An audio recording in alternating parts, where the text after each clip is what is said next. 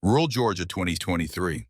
The summer heat shimmers across an abandoned military property as Sarah Coleman stands alone at a county auction, her heart racing as she raises her hand to bid on a derelict research facility no one else wants. The auctioneer's voice cuts through the humid air.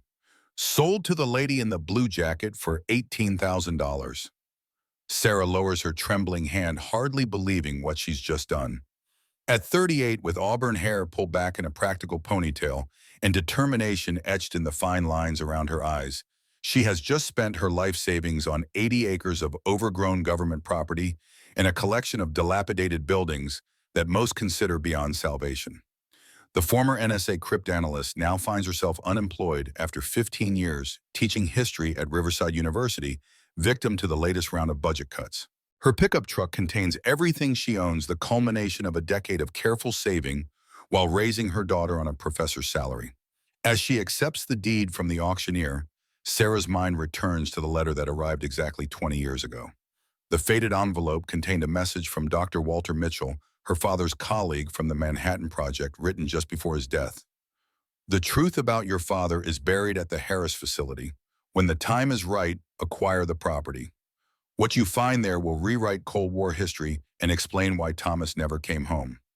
As Sarah walks toward the property that is now hers, each step sending puffs of red Georgia clay into the air, she has no idea that beneath these overgrown fields lies a technology that will challenge everything she believes about American history, her father's disappearance, and the true outcome of the Cold War. The ancient lock resists at first, then yields with a reluctant groan. The door swings inward, revealing an administration building frozen in time. Dust motes dance in the sunlight, filtering through grimy windows. Faded government posters peel at the seams, and the linoleum floors are dulled by decades of neglect. Sarah Coleman steps inside the keys to the Harris facility, heavy in her palm. Her flashlight beam cuts through the gloom, illuminating a reception area with a government-issued desk, ancient rotary phone, and a large seal on the wall, partially obscured but recognizable as Department of Defense insignia. I can make this work, she whispers, the words both a promise and a prayer. Sarah had never planned to become the owner of a Cold War relic. With a PhD in history and a background in cryptanalysis at the NSA during the early 2000s, her life had followed a predictable, if challenging, path. But the economic downturn had hit small universities like Riverside especially hard. Budget cuts eliminated her position last spring, and prospects were scarce when the Harris facility came up for auction at a fraction of its value. Something had called to her, a chance to rewrite her own story and perhaps discover what happened to her father. Outside, the property stretches toward distant tree lines. Once manicured grounds now lie overgrown, reclaimed by Georgia pines and kudzu. Several buildings are scattered across the compound: the admin building where she stands, two laboratory structures, barracks-style housing, and what appears to be a large equipment shed. All abandoned in 1979, according to the auction paperwork, the same year her father vanished. It's overwhelming when viewed as a whole, but Sarah has learned to break impossible tasks into manageable pieces. She pulls out a notebook, sketching a rough property map and prioritizing immediate needs: clean water, functional electricity, a secure roof over their heads. The rest can come later. As the sun begins its descent, Sarah's phone chimes with a text from Emily. How'd it go? Are we homeless or facility owners? Sarah smiles despite her exhaustion. Facility owners. She types back. I'll pick you up tomorrow. Wait till you see it. She doesn't mention the knot of anxiety in her stomach or the magnitude of work ahead. Emily has weathered enough challenges since her father walked out 10 years ago. This new beginning needs to be framed as an adventure, not another hardship to endure. That night, Sarah sleeps in her truck parked on her new property, unwilling to make the hour drive back to their apartment, only to return the next day. As darkness envelops the facility, unfamiliar sounds surround her: cicadas, chirping an owl, hooting from a distant pine, the rustle of creatures moving through tall grass. The stars blaze overhead, undimmed by city lights, and Sarah falls asleep counting them through the truck window. Morning arrives with the first light of dawn. Sarah awakes stiff but determined, washing her face with bottled water before beginning a more thorough exploration of the property. The admin building needs substantial work, the wiring, outdated plumbing, questionable, and several windows broken, but the structure seems solid, and the roof, though missing some shingles, doesn't show signs of major leaks. The first laboratory building proves more problematic. As she carefully picks her way through the structure, testing floorboards before putting her full weight on them, Sarah notices unusual features: thick walls, heavy shielding around certain rooms, equipment mounting brackets bolted to concrete floors. Whatever research happened here required serious infrastructure. In what appears to be a storage room, Sarah notices something odd. The dimensions don't match the building's exterior. There should be more space beyond the back wall. She runs her hand along the concrete surface, feeling for irregularities, and discovers a slight variation in texture near the floor. Pressing against it reveals a hidden panel behind which is a rusted lever. With considerable effort, she pulls it downward. A grinding mechanical noise emanates from within the wall, and a section of concrete slowly retracts, revealing a narrow staircase descending into darkness. Sarah hesitates, then activates her phone's flashlight. The beam reveals a bunker-like room approximately 20 feet below ground. Military-grade filing cabinets line one wall. A large table dominates the center, surrounded by chairs bolted to the floor. Maps of the Soviet Union, Cuba, and what appears to be missile trajectories cover another wall. In the far corner stands a large safe. "Hello, Cold War paranoia," Sarah mutters, carefully descending the stairs. The room is remarkably well preserved, protected from the elements by its subterranean location.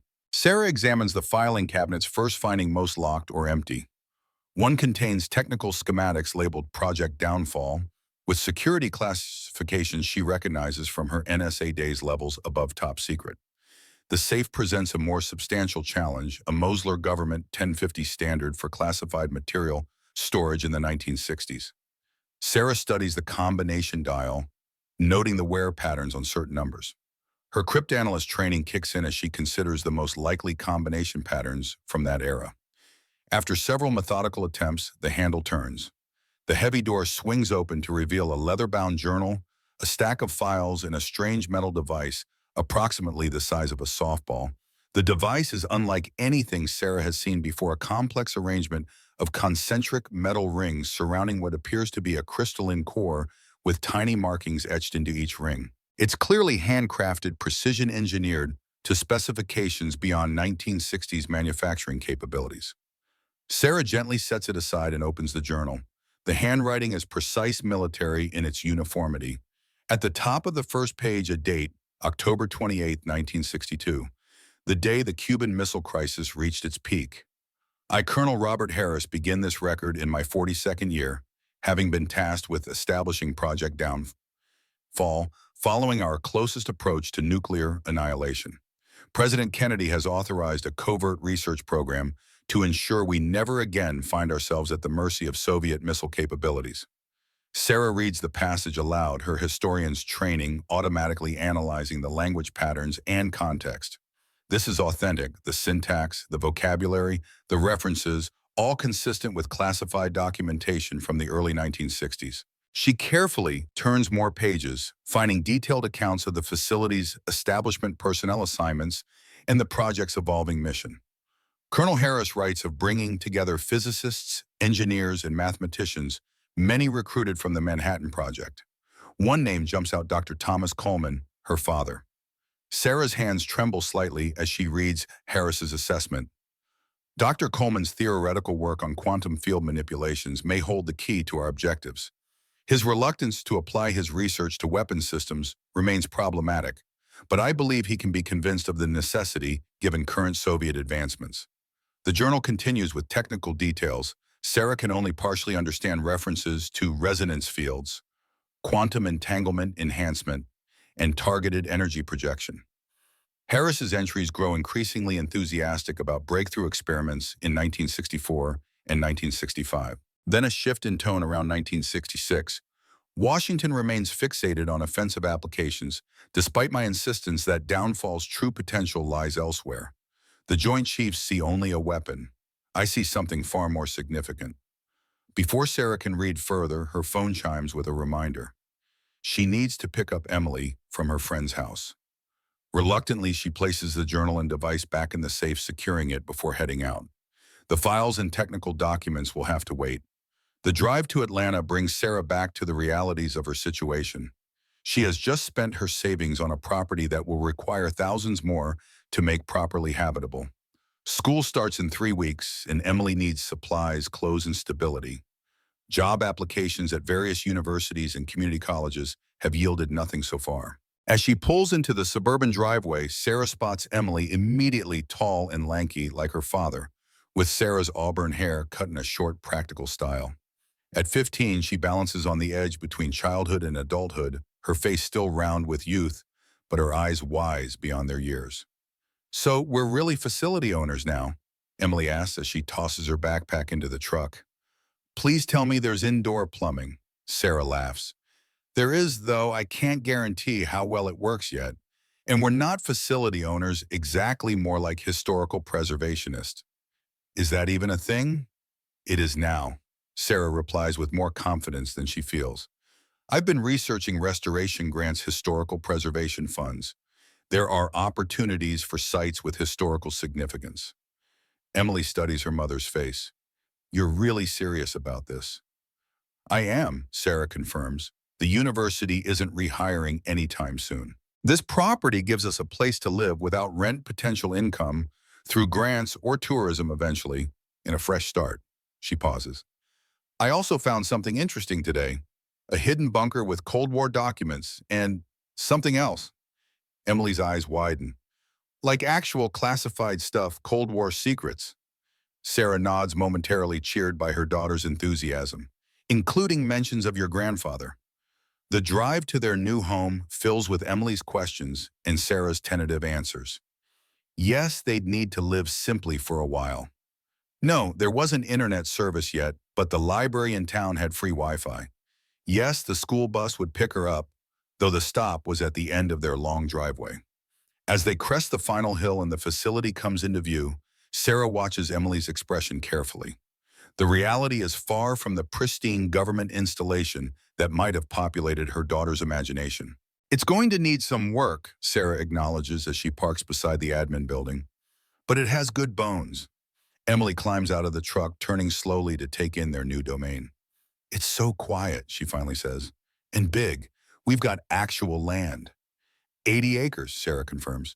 "Most of it overgrown, but it's ours." They spend the remainder of the day unloading their meager belongings from the truck and cleaning the admin building's kitchen and 2 offices, enough to make them temporarily habitable.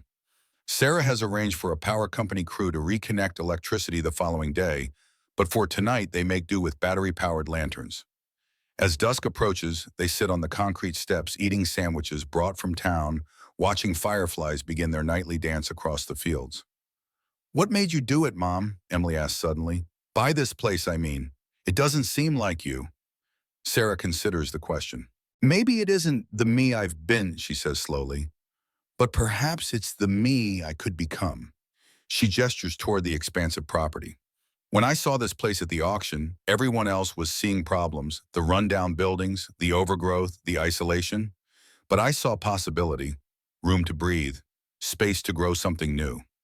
"You sound like one of those motivational posters in the guidance counselor's office." Emily teases, but her smile is gentle. Sarah laughs. "I probably do, but there's truth in it. Sometimes the biggest opportunities come disguised as problems no one else wants to tackle." She hesitates, then adds, "And this place might help us understand what happened to your grandfather." Emily's expression grows serious. "You really think he didn't die in that lab accident?" "I don't know," Sarah admits. "But the official story never added up. No body was ever recovered. The records were classified. And now I find his name in a secret government project that operated here where the accident supposedly happened." As darkness settles fully around them, Sarah thinks of the mysterious device still in the underground bunker. Tomorrow, after dealing with the electrical crew, she would examine it more carefully. For now, she needs to focus on creating some semblance of normalcy for Emily. They settle for the night in sleeping bags on the newly swept floor, the open windows allowing in a cool breeze. Despite the hard floor and the uncertainty of their future, Sarah feels something she hasn't experienced in years, a sense of ownership, of possibility, of writing her own story rather than merely reacting to circumstances. Just before sleep claims her, Sarah remembers something her father used to say: "The most important history isn't in textbooks. It's buried in forgotten places waiting for someone to find it." The memory brings a smile to her lips as she drifts off, unaware of just how prophetic those words would prove to be. The electric car crew arrives mid-morning, their truck navigating the rutted driveway with practiced ease. The foreman, a stocky man named Ray Whitaker, greets Sarah with the casual familiarity of small-town life. "Heard you bought the old Harris place," he says, reviewing the work order. "My daddy used to work security here back in the 60s. Never did say exactly what they did, though, just that it was important government business."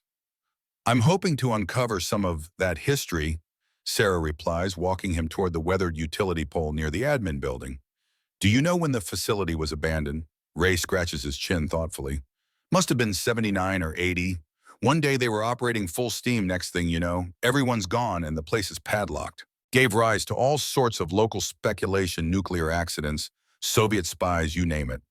This information aligns with what Sarah knows about her father's accident in 1979. The timing can't be coincidental.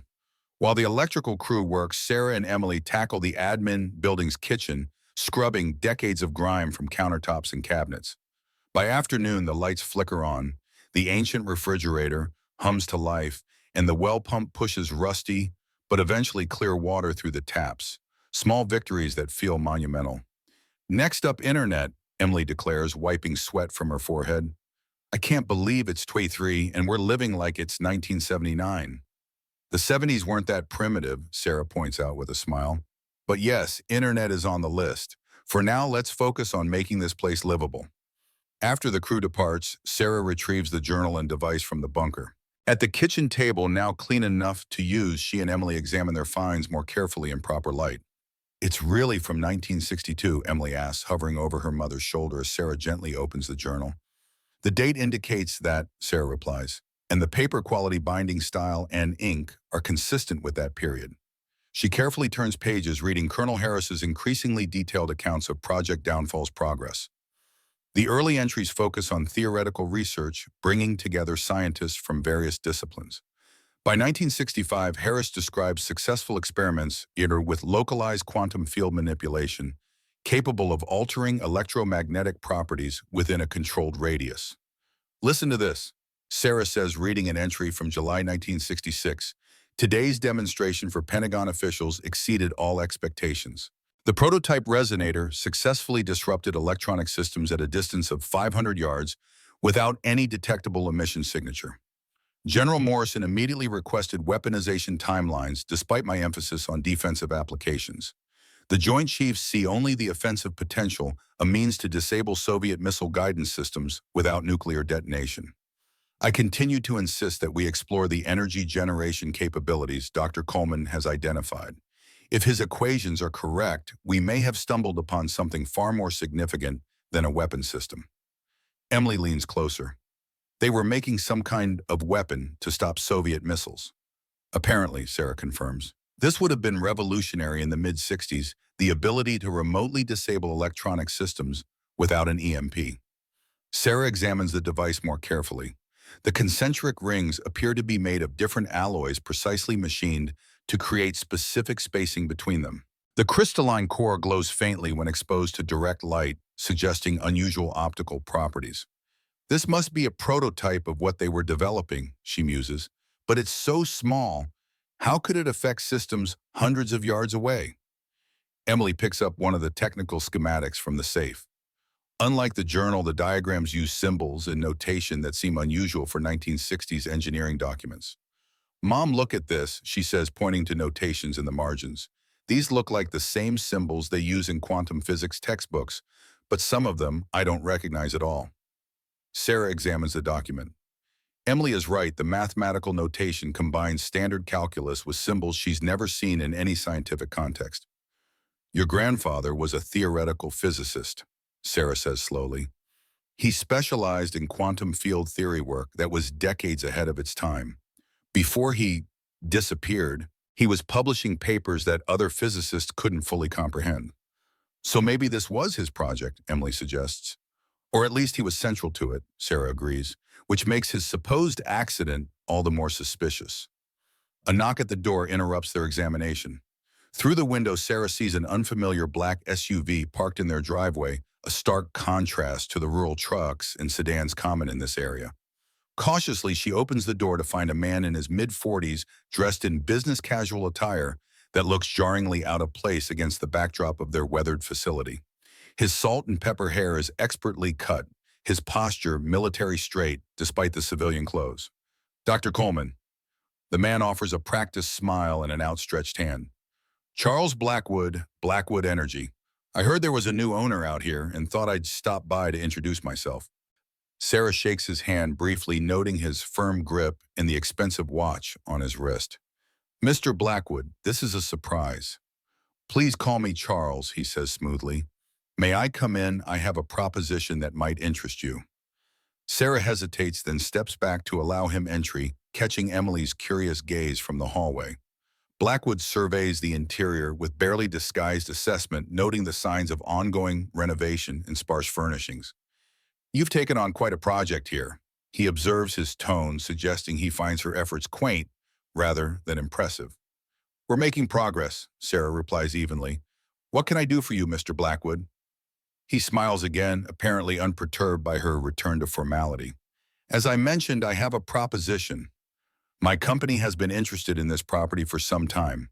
We see significant development potential that would transform this, he gestures vaguely, challenging situation into a considerable profit for you. I'm not interested in selling, Sarah states firmly. Blackwood raises an eyebrow. You haven't heard my offer yet. Blackwood Energy is prepared to pay $100,000 for the property, more than 5 times what you paid at auction. You'd walk away with a substantial profit and none of the headaches of trying to resurrect a derelict government facility. The figure momentarily takes Sarah aback. Such a sum would solve their immediate financial concerns and provide a cushion while she found new employment. But something feels wrong about Blackwood's timing and his apparent knowledge of her auction purchase price. I appreciate the offer, but we've just begun establishing ourselves here. I have plans for this facility. Blackwood's smile dims slightly. Dr. Coleman, I admire your enthusiasm, but restoration is a difficult business, even for those with experience and capital. You appear to have neither. The condescension in his tone ignites a spark of irritation in Sarah. Then it's fortunate I'm a quick learner, Mr. Blackwood. As I said, I'm not interested in selling. Perhaps you should take some time to consider, he suggests, reaching into his jacket to produce a business card. The offer won't remain open indefinitely. There are certain advantages to moving quickly. The implied pressure only strengthens Sarah's resolve. If I change my mind, I'll be in touch, but I wouldn't count on it. Blackwood's gaze hardens momentarily before his smooth facade returns. Of course. He turns to leave, then pauses. By the way, have you found anything interesting on the property? Old equipment, historical items. The Harris facility has quite a history, I'm told. The casual question sends a warning signal through Sarah's mind. She thinks of Harris's journal and the strange device hidden back in the bunker. Just the usual debris you'd expect on an abandoned government property, she replies with practiced nonchalance. Why do you ask? Professional curiosity. Development often requires historical assessment. He smiles again. I'll see myself out. Do think about my offer, Dr. Coleman. Life throws rare opportunities sometimes. It's wise to recognize them when they appear. After his departure, Emily emerges fully from the hallway. What was that about? Is he trying to buy our facility already? Apparently, Sarah confirms, watching through the window as Blackwood's SUV disappears down their driveway. And he seemed awfully interested in whether we'd found anything historically significant. Like the device, Emily's eyes widen. Perhaps, Sarah says thoughtfully, but how would he know about that? It was hidden in a bunker that's been sealed for decades. The question hangs in the air between them, adding another layer to the mystery surrounding their discovery. As twilight falls over the facility, Sarah wonders what connections might exist between Project Downfall and the smooth-talking energy executive who had just left their porch. 44 years separated them, yet both had appeared shortly after the discovery of the device, both showing unusual interest in what might be hidden on the Harris property. Sarah returns to the journal, studying Harris's precise handwriting as though the faded ink might reveal secrets beyond the written words. Whatever Project Downfall represented, it had been important enough for the government to establish a dedicated facility, important enough to document in detail, and now perhaps important enough for Blackwood Energy to offer 5 times market value for land that had languished unwanted for years. Mom, Emily says, suddenly examining Blackwood's business card. Did you notice the logo? Sarah picks up the card. The Blackwood Energy logo is stylized but unmistakable, once noticed concentric circles surrounding a central core, remarkably similar to the device they discovered in the bunker. Sarah stares at the business card, a chill running through her, despite the warm evening. The similarity between Blackwood Energy's logo and the device's configuration couldn't be coincidental. This can't be random, she murmurs more to herself than to Emily. The question is whether Blackwood knows about the device specifically or if he's operating on some kind of information passed down through channels we don't understand. Like a corporate espionage thing that's been going on for decades, Emily suggests, eyes wide with excitement. Sarah smiles at her daughter's enthusiasm but feels a growing unease. Maybe, but if that's the case, why the sudden urgency? This device has been hidden for over 40 years. Why is Blackwood Energy so interested in this property now? She opens her laptop, grateful they'd managed to set up a cellular hotspot for temporary internet access. A search for Blackwood Energy returns numerous results. News articles about energy innovation, a corporate website showcasing renewable technology investments, and several mentions of Department of Defense contracts for advanced energy solutions. They look legitimate, Sarah says, scanning through the corporate profile.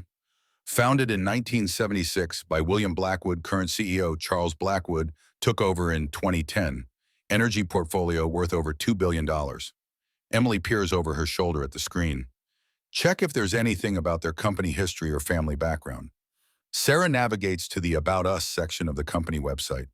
The corporate history is predictably sanitized, focusing on growth metrics and successful projects. A separate page features executive biographies, including Charles Blackwood's. His photo matches the man who had just left their facility, confident smile, carefully styled hair, the polished look of someone accustomed to getting what he wants. The biography mentions Blackwood was a former CIA operations officer who served in Eastern Europe during the final years of the Cold War before joining his father's energy company in the early 1990s. His father, William Blackwood, had been a senior CIA official before founding Blackwood Energy in 1976. Mom, look at this, Emily says, pointing to a small section at the bottom of Blackwood's biography. It says his hobbies include collecting Cold War artifacts with a focus on energy research and development. Sarah sits back processing this information. So our friendly energy executive isn't just a businessman with a random interest in an old government facility. He's a former CIA officer whose father was also CIA and who specifically collects artifacts related to Cold War energy research. Do you think he knows what the device is? What it does, Emily asks. I don't know, Sarah admits, but I intend to find out before he comes back with another offer. The next morning, Sarah contacts Dr. Eleanor Chen at Georgia Tech, leaving a detailed message about their discovery. Dr. Chen had been her mentor during graduate school and maintained connections throughout the scientific community. If anyone could help identify the device without raising unnecessary attention, it would be her. While waiting for a response, Sarah and Emily drive to the county records office in Macon, hoping to find information about the Harris facility's history. The records office is housed in a brick building on the town square, its interior cool and quiet compared to the August heat outside. An elderly clerk named Ms. Peyton guides them to the government property records section after Sarah explains their interest. The Harris facility is one of those curious gaps in our records. Ms. Peyton informs them, pulling out a large leather-bound volume. Property transferred to the Department of Defense in 1962, then nothing until it was declared surplus in 1982. Whatever happened there between those dates is either classified or never properly documented. The record book confirms this, showing minimal information, just the initial appropriation and the eventual return to county tax rolls. No building permits, no utility records, nothing to indicate the facility's purpose or activities. What can you tell me about Colonel Robert Harris himself? Sarah asks, the facility's namesake. Ms. Peyton's eyes light up at the question. Oh, Colonel Harris was quite well regarded locally before the facility was established. Decorated Air Force test pilot, worked on the early missile programs. Retired from active duty to head up some hush-hush research operation. Very respected, though he kept to himself. And after the facility closed, Sarah presses, the clerk's expression turns somber. That's the strange part. He disappeared around 1979. No death certificate filed locally, no transfer records. Just gone like many of the staff from that place. Gave rise to all sorts of rumors. What kind of rumors? Emily asked, leaning forward with interest. Ms. Peyton lowers her voice conspiratorially. Some said there was an accident radiation or some experimental technology gone wrong. Others claimed the Soviets had infiltrated the facility and the whole operation was compromised. A few of the more dramatic types insisted the government had developed something so dangerous they had to eliminate everyone involved.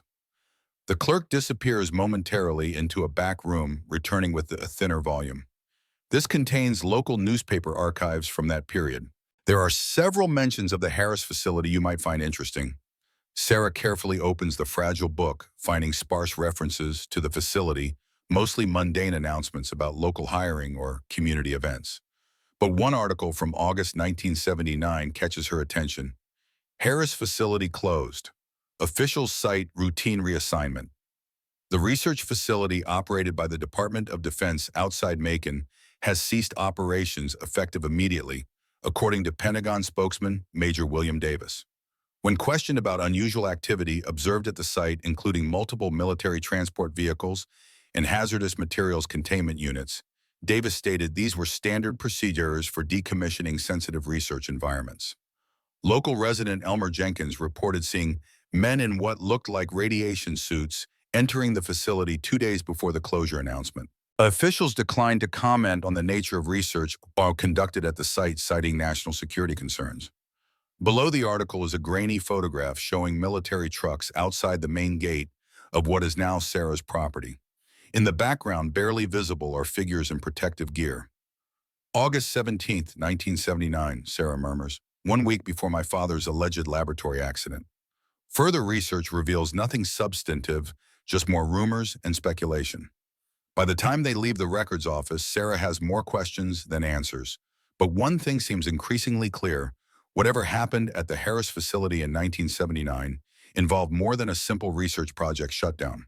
Back at the facility, they find a message from Dr. Chen, who has agreed to examine their discovery the following day. That evening, Sarah spreads Harris's journal, their historical research, and Blackwood's business card across the kitchen table, trying to connect the pieces. Let's assume Project Downfall was developing some kind of energy technology disguised as a weapons system, she says, thinking aloud. Harris's journal suggests he saw potential beyond military applications, but his Pentagon backers were focused on its use against Soviet missiles. Then something happened in 1979. Emily continues the thought. The facility was suddenly shut down, people disappeared, including Colonel Harris, and eventually Grandpa, and now Blackwood Energy wants the property badly enough to offer way more than market value. Sarah taps the business card thoughtfully. And Blackwood Energy was founded in 1976 by a CIA official just 3 years before the facility closed. She opens her laptop again, searching for news archives from that period. After an hour of digging, she finds a small article from the Washington Post dated September 1979. Energy Department denies involvement in research accident. Department of Energy officials today denied rumors of a covert research project gone awry at an unnamed facility in the Southeast. Speculation has circulated in scientific circles following the unexplained deaths or disappearances of several physicists and engineers with previous DOE clearances. Dr. Thomas Coleman, noted for his theoretical work in quantum physics, is among those reported missing. Anonymous sources claim Coleman had been working on classified energy research with military applications, a claim Pentagon officials neither confirm nor deny. That's it, Sarah exclaims. This has to be about what happened to your grandfather. He wasn't just working here, he was central to whatever they were developing. But what were they developing? Emily asks. And why does Blackwood want it now? Sarah's gaze falls on the device they'd recovered from the bunker. I think this might be the key to understanding. But we need expert help to figure out what it actually is. A rattling sound from outside interrupts their theorizing. Sarah moves to the window, peering out into the darkness. The security lights they've installed illuminate the yard, dimly showing nothing immediately concerning. Probably just an animal, she reassures Emily, though she double-checks the locks on the doors before they go to bed. That night, Sarah dreams of her father working in a laboratory filled with equipment similar to the device they'd found. In the dream, he looks up and sees her, his expression urgent as he mouths words she can't hear. Before she can reach him, men in dark suits enter the lab. Her father quickly hides something in his jacket, then follows the men out. As he passes Sarah, he whispers, "The resonator is the key, not a weapon, a doorway." She awakes at dawn, the dream lingering uncomfortably. After making coffee, she returns to Harris's journal, reading it more carefully.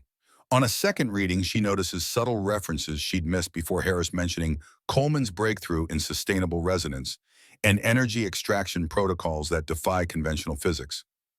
Most intriguing is a passage where Harris describes Pentagon officials becoming increasingly concerned about Soviet infiltration after a visiting delegation of energy attaches from the Soviet embassy showed unusual interest in the facility's power consumption. Sarah is still pondering this when a vehicle approaches around mid-morning. Rather than Blackwood's luxury SUV, it's a modest sedan that parks near the admin building. A woman in her early 60s emerges dressed in practical clothes and carrying a leather case. Sarah, Dr. Chen calls, walking briskly toward her former student. "This place is exactly as remote as you described." Sarah embraces her mentor warmly. "Eleanor, thank you for coming. Your message about an 18th century journal and artifact was too intriguing to ignore." Inside, Dr. Chen examines Harris's journal with the reverent care of a true scientist, using cotton gloves she'd brought specifically for this purpose.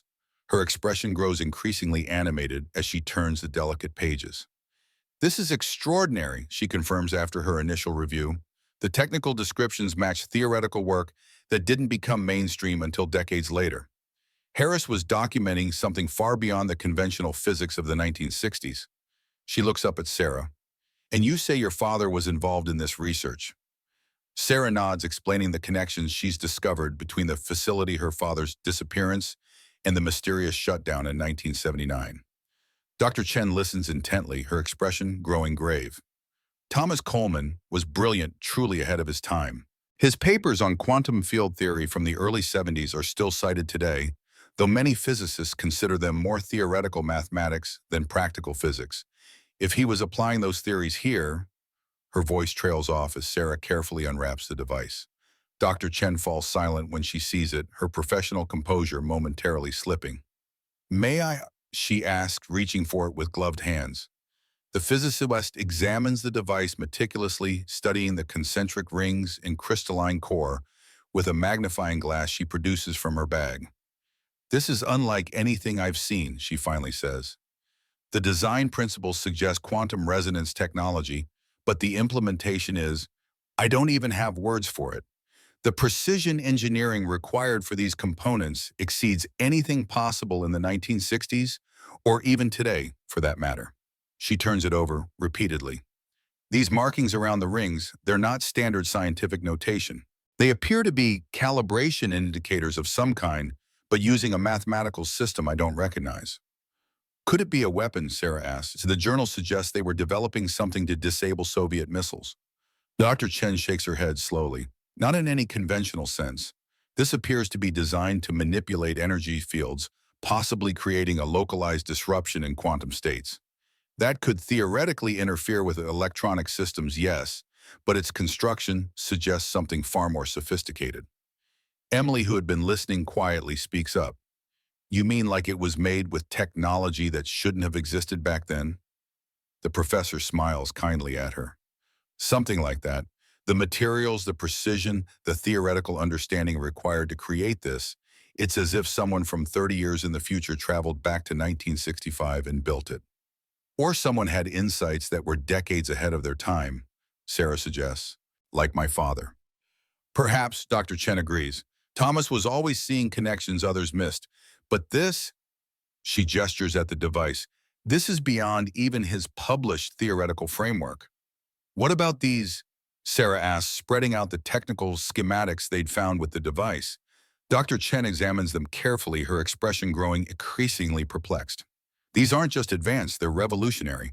Look at these equations here.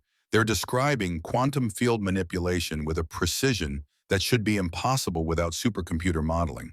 She points to a section labeled Resonance Field Projection. "This suggests they found a way to create a stable directional quantum field effect. In theory, such technology could disrupt electronic systems, by altering the quantum states of semiconductor materials, essentially making transistors temporarily non-functional. A perfect Cold War weapon, Sarah observes. Disables Soviet missiles without nuclear EMP effects. Yes, but that's just the surface application, Dr. Chen counters. If you could control quantum states this precisely, the energy implications would be staggering. You could potentially extract energy directly from quantum fluctuations, what some physicists call zero-point energy. Unlimited clean energy, Emily says, eyes widening with understanding. Theoretically, yes, Dr. Chen confirms, though the engineering challenges would be immense. Before they can discuss further, Sarah's phone alerts heard a motion at the property entrance, their newly installed security camera capturing a vehicle approaching. The black SUV is immediately recognizable. Blackwood, Sarah says grimly. He's back already. Dr. Chen frowns. Blackwood of Blackwood Energy. You know him? Sarah asks, surprised. By reputation, the physicist replies, her voice suddenly cautious. His company has been aggressively acquiring patents related to alternative energy technologies for years. There are rumors in scientific circles that they suppress innovations that might threaten conventional energy markets. Sarah quickly explains Blackwood's visit and offer to purchase the property. That's concerning, Dr. Chen states, glancing at the device on the table. If he suspects what you've found here, the SUV parks outside and Charles Blackwood emerges alone. His expression is pleasant but determined as he approaches the admin building. Sarah meets him at the door before he can knock. Dr. Coleman, he greets her with practiced cordiality. I hope I'm not interrupting. I wanted to follow up on our conversation and see if you'd had a chance to consider my offer. My answer hasn't changed, Sarah replies firmly. The facility isn't for sale. Blackwood's smile doesn't waver, but something hardens in his eyes. I understand your reluctance, but circumstances have changed. I'm now authorized to offer you $200,000 more than 10 times your investment. I think you'll agree that's more than generous. The escalation of his offer only confirms Sarah's suspicions.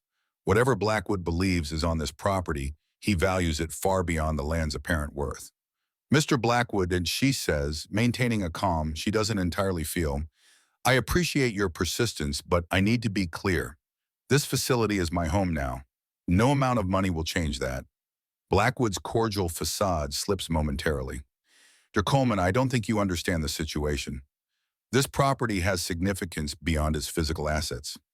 My company has historical interests in this research facility that date back decades. Historical interests, Sarah echoes, watching him carefully. What kind of historical interest would justify offering 10 times market value? Blackwood seems to catch himself, the smooth businessman persona returning. Corporate sentiment primarily. My father had connections to this facility during his government service. But perhaps you've already discovered some of that history yourself. People often find interesting items when renovating old government installations. The fishing for information is so transparent that Sarah almost laughs. Instead, she meets his gaze steadily. Just the usual assortment of outdated equipment and classified document burn bags. Nothing of historical significance. Something like disappointment flickers across Blackwood's face, quickly masked. Well, if you do come across anything unusual, particularly any prototype devices or technical documentation, I'd be very interested. As a collector, I'm always looking to preserve Cold War artifacts properly.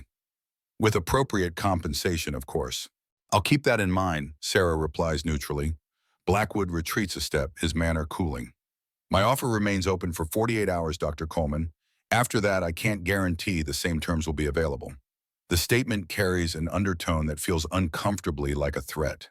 As he returns to his vehicle, Sarah notices him scanning the property systematically, his gaze lingering on the laboratory buildings. Back inside, Emily and Dr. Chen are waiting anxiously. What did he want? Emily asks. The same thing, just with more money attached. Sarah replies, locking the door with a newfound sense of urgency, and I think he's getting impatient. This isn't simply about land acquisition. Dr. Chen says, her expression troubled. He knows, or at least suspects, what was developed here. The question is how much he knows about the specific device you found. Sarah considers calling the sheriff about Blackwood's increasingly pressured approach, but without any explicit threat, there's little to report.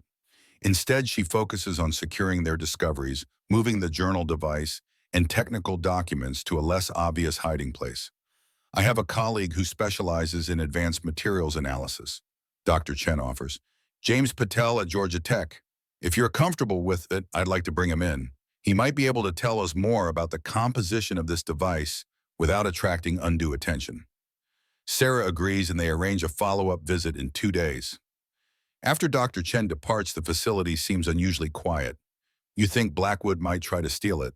Emily asks bluntly. I think we need to be careful, Sarah replies. If his family has been seeking this technology for decades, they're unlikely to give up easily. That afternoon, they explore the property more thoroughly, looking for any other hidden structures or bunkers. The Harris facility covers 80 acres, most of it overgrown with Georgia pines and underbrush after decades of neglect. According to the property maps, there should be 4 auxiliary buildings beyond the main laboratory, structures, small concrete installations located at the property's boundaries. They could be storage, power distribution, water treatment, Sarah speculates as they hike toward the coordinates of the first structure, or something related to whatever they were researching.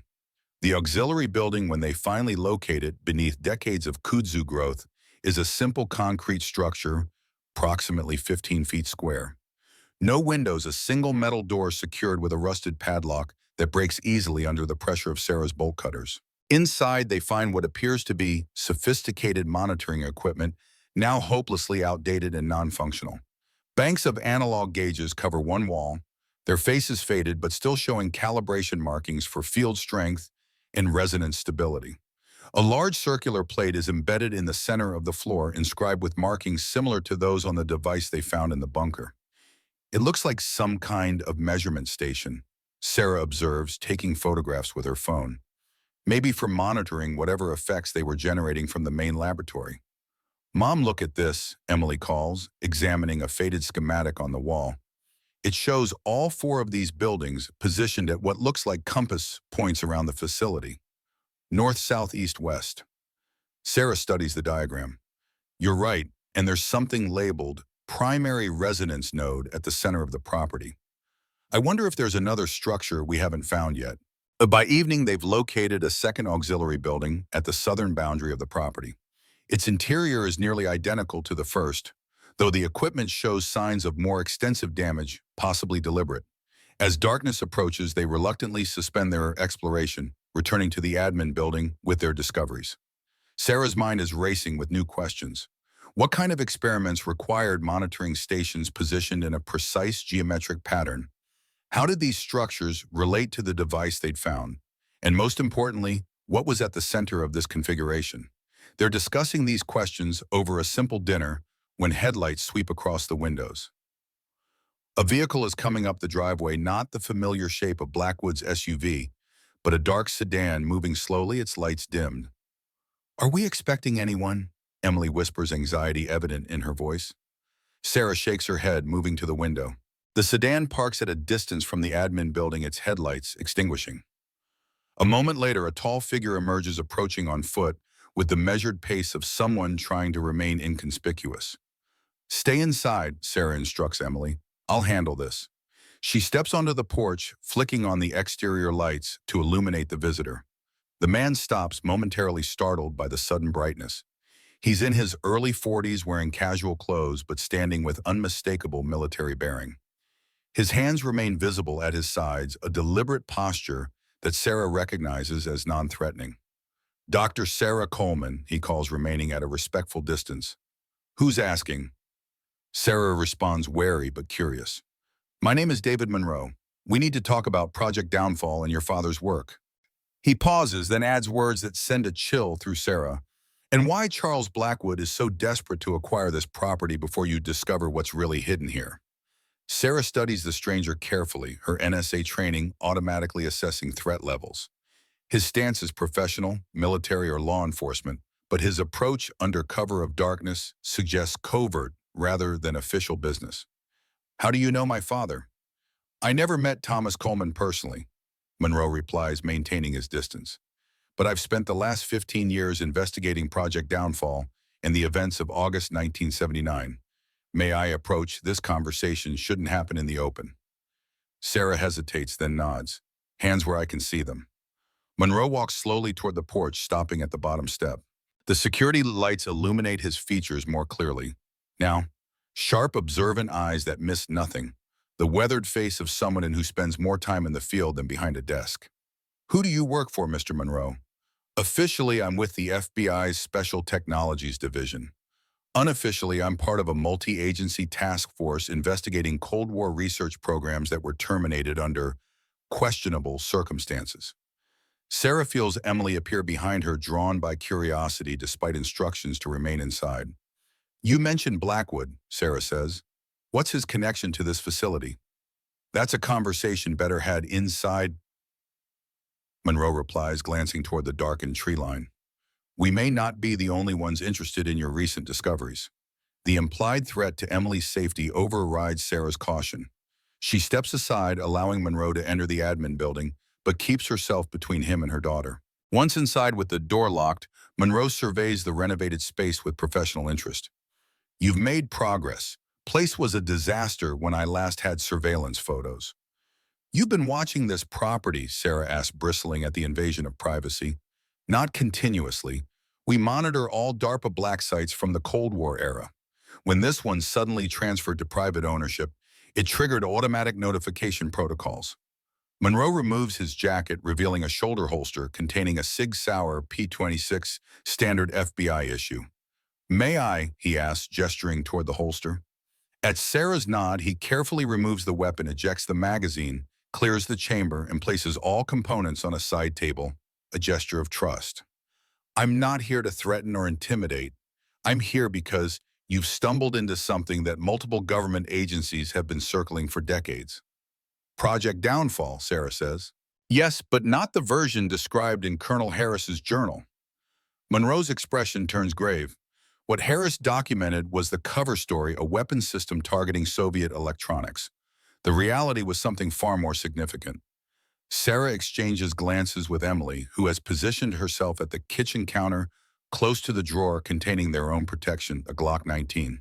Sarah has maintained since in her NSA days. I'm listening, Sarah says.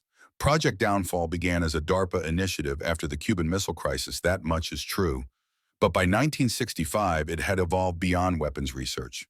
Your father's theoretical work opened up possibilities that the Pentagon hadn't anticipated: clean energy generation on a scale that would have revolutionized the global economy and eliminated dependency on fossil fuels. If that's true, why was it shut down? Emily asked, unable to contain her curiosity. Monroe's gaze shifts to her. Politics, economics, and fear. By the mid-1970s, the project had produced functional prototypes capable of extracting energy from quantum fluctuations, what physicists now call zero-point energy. Limitless clean power with no radioactive waste, no carbon emissions. That should have been celebrated, not terminated, Sarah points out. In a rational world, yes, but we're talking about the height of the Cold War, when energy security was considered synonymous with national security. OPEC had just demonstrated America's vulnerability with the 1973 oil embargo. The nuclear industry was expanding rapidly, and suddenly here's technology that would render both petroleum and nuclear power obsolete overnight. So powerful interests wanted it buried, Sarah concludes. It's more complicated than simple corporate conspiracy, Monroe corrects. The National Security Council feared that releasing this technology would destabilize global markets and potentially trigger Soviet aggression if they believed we were seeking energy dominance. The CIA argued for weaponizing the technology instead of using it for civilian power. The Department of Energy wanted controlled development under strict government oversight. And my father, Dr. Coleman, advocated for immediate public release and open source development. He argued that energy scarcity was the root cause of most geopolitical conflicts and that this technology belonged to humanity, not to any single government or corporation. Monroe's expression softens. He was idealistic, perhaps naively so given the times. Sarah feels a swell of pride at this description, so consistent with the father she remembers. What happened in August 1979? Monroe's face darkens. The official record states there was a containment breach during an experiment resulting in radiation exposure and evacuations. In reality, there was an internal conflict that turned violent. Your father had discovered that elements within the CIA were planning to transfer the technology to a private contractor, a newly formed energy company with deep intelligence connections. Blackwood Energy. Sarah says the piece is falling into place. Exactly. William Blackwood had been the CIA's liaison to Project Downfall. He resigned in 1976 to establish Blackwood Energy, but maintained his connections within the agency. The plan was to commercialize watered-down versions of the technology while suppressing its full potential. And my father objected. Monroe nods. He threatened to go public with everything. On August 17, 1979, a CIA tactical team was dispatched to secure the facility and all research materials. Colonel Harris, who sided with your father, attempted to prevent the confiscation. In the confrontation that followed, an experimental resonator was damaged, causing a localized quantum field disruption. Not radiation, Sarah realizes. No, but the effects mimicked radiation exposure, in many ways cell damage, electronic failures. The difference was that these effects were temporary and left no residual contamination. The CIA used the incident as cover to shut down the facility and eliminate all evidence of Project Downfall's true purpose. Eliminate, Emily asks, her voice small. You mean kill the scientists? Monroe chooses his words carefully. Some researchers were relocated to other projects under strict non-disclosure agreements. Others were offered retirement packages coupled with threats against their families if they ever spoke about their work. A few key personnel simply disappeared. Like my father, Sarah says quietly. And Colonel Harris, Monroe adds. Both were declared dead in the alleged containment breach, though no bodies were ever recovered. Sarah absorbs this information, comparing it against what she already knows. It aligns with the mysterious circumstances of her father's accident, the classified nature of his work, the abrupt termination of contact. Why are you telling us this now? She finally asks. Because you've found something, haven't you? Monroe counters. Something in this facility that Blackwood wants badly enough to offer 5 times market value for seemingly worthless government surplus. Sarah weighs her options, then decides that limited trust might yield necessary information. We found a device, some kind of quantum resonator, based on what Dr. Chen could tell us, and technical documentation including designs that appeared decades ahead of 1960s technology. Monroe nods unsurprised. A prototype of what they called the Phase 1 resonator. It was the initial proof of concept for quantum energy extraction. But it's not what Blackwood is really after. What does he want then? According to our intelligence, Blackwood Energy has spent 40 years quietly acquiring components and documentation from Project Downfall, assembling almost everything needed to recreate the full technology. They have the theoretical framework, most of the practical engineering, and even some of the original scientists working under deep cover. But they're missing one critical element, the activation protocols and calibration sequences for what the project called the prime resonator. And those are here at this facility. We believe so. The 4 auxiliary monitoring stations positioned around the property perimeter were designed to create a containment field for the prime resonator, a much larger device buried somewhere at the center of the facility grounds. If Blackwood gains access to that technology, his company would control the most revolutionary energy source since nuclear fission, with none of the ethical constraints that your father insisted upon. Sarah considers this carefully. If Monroe is telling the truth, the stakes extend far beyond her personal quest to understand her father's disappearance. But caution born from years of intelligence work makes her hesitate. How do I know you're really FBI, that this isn't some elaborate ploy to get me to reveal what we found? Monroe reaches slowly into his back pocket and removes an FBI credential wallet, tossing it to Sarah. The identification appears authentic, the right security features, proper formatting, current issue date. You can verify my credentials through official channels, he offers.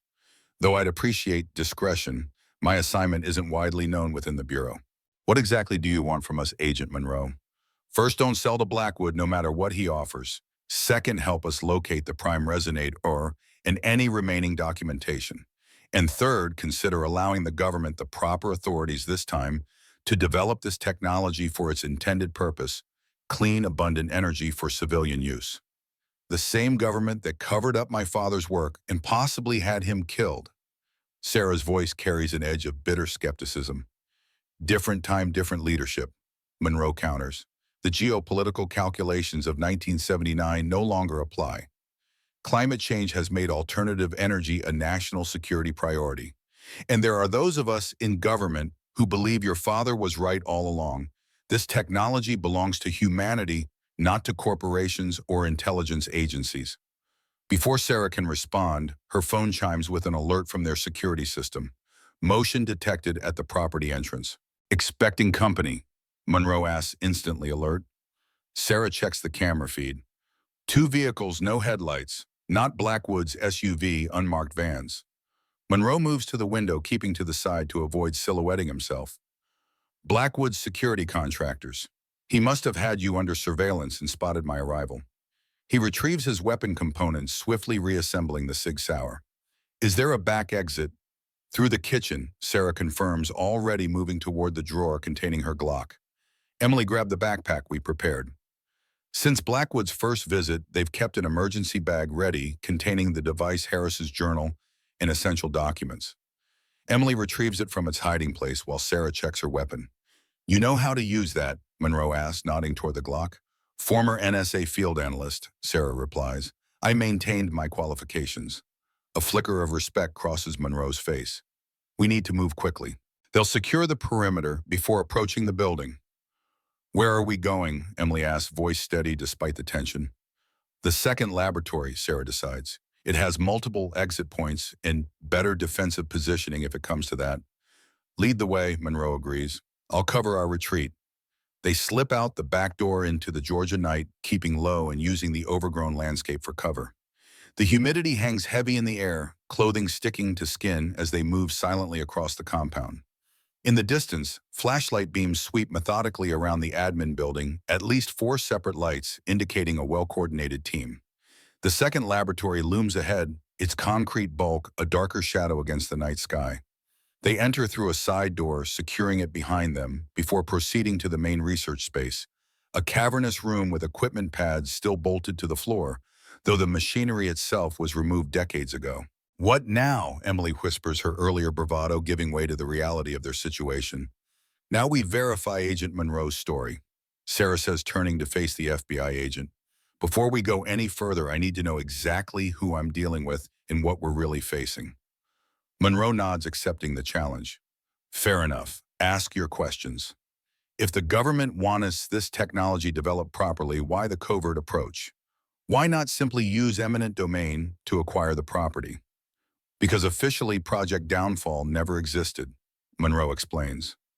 After the 1979 incident, all records were purged from government databases. The few remaining documents were classified above top secret and compartmentalized to prevent exactly what your father threatened: public exposure. My task force operates with limited authorization precisely because multiple agencies would prefer this technology remain buried. Which agencies? Elements within the CIA still maintain connections to Blackwood Energy. The Department of Energy has institutional resistance to any technology that might disrupt their existing nuclear investment. And certain Pentagon officials worry about military applications they can't control. So you're operating without full government backing, Sarah concludes. I have authorization from the FBI director and limited support from the Department of Justice.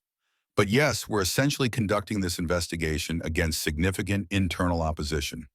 The answer rings true, consistent with the bureaucratic reality Sarah experienced during her own government service. No conspiracy is ever as monolithic as outsiders imagine. Competing interests always create factions and conflicting agendas. One more question: why should we trust you over Blackwood? Both of you appeared suddenly after we discovered the device. Both claim to want this technology for the greater good. Monroe considers this, then reaches a decision. Because I can tell you something Blackwood doesn't want you to know: your father may still be alive. The statement hits Sarah like a physical blow. That's impossible. It's been 44 years. We have intelligence suggesting that key scientists from Project Downfall, including Thomas Coleman, were held in a secure research facility operated by a Blackwood Energy subsidiary. Satellite imagery from as recently as 2018 showed a compound in rural Wyoming with energy signatures consistent with quantum resonance technology. You're saying my father has been a prisoner all this time? The possibility seems both horrifying and yet somehow preferable to believing him dead. Not necessarily a prisoner in the conventional sense, Monroe clarifies. More likely a scientist offered the choice between continued research under controlled conditions or consequences for his family. Based on your father's profile, if they threaten you, he would have complied.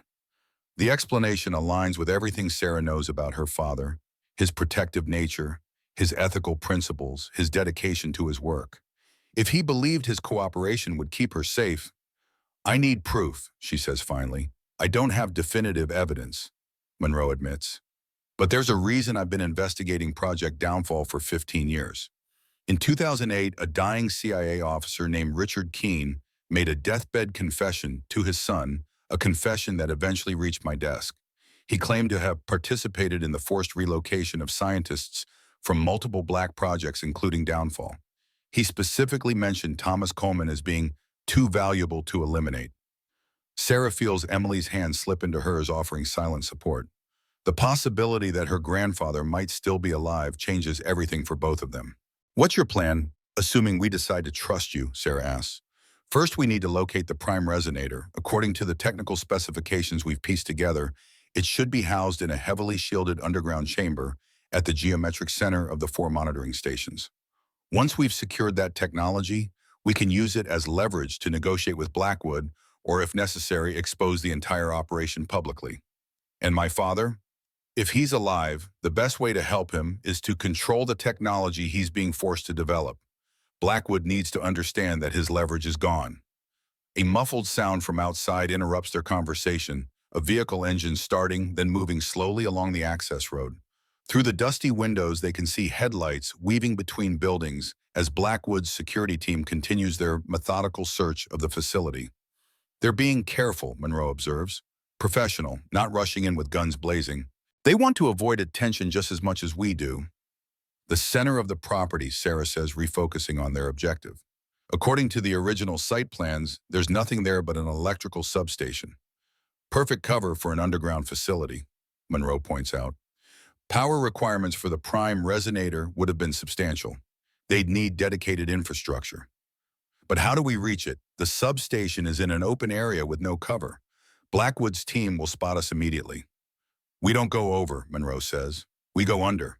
Cold War research facilities of this era often had interconnected utility tunnels for maintenance access. Sarah considers this. The bunker where we found the device had a lower level we haven't fully explored. It might connect to a tunnel system.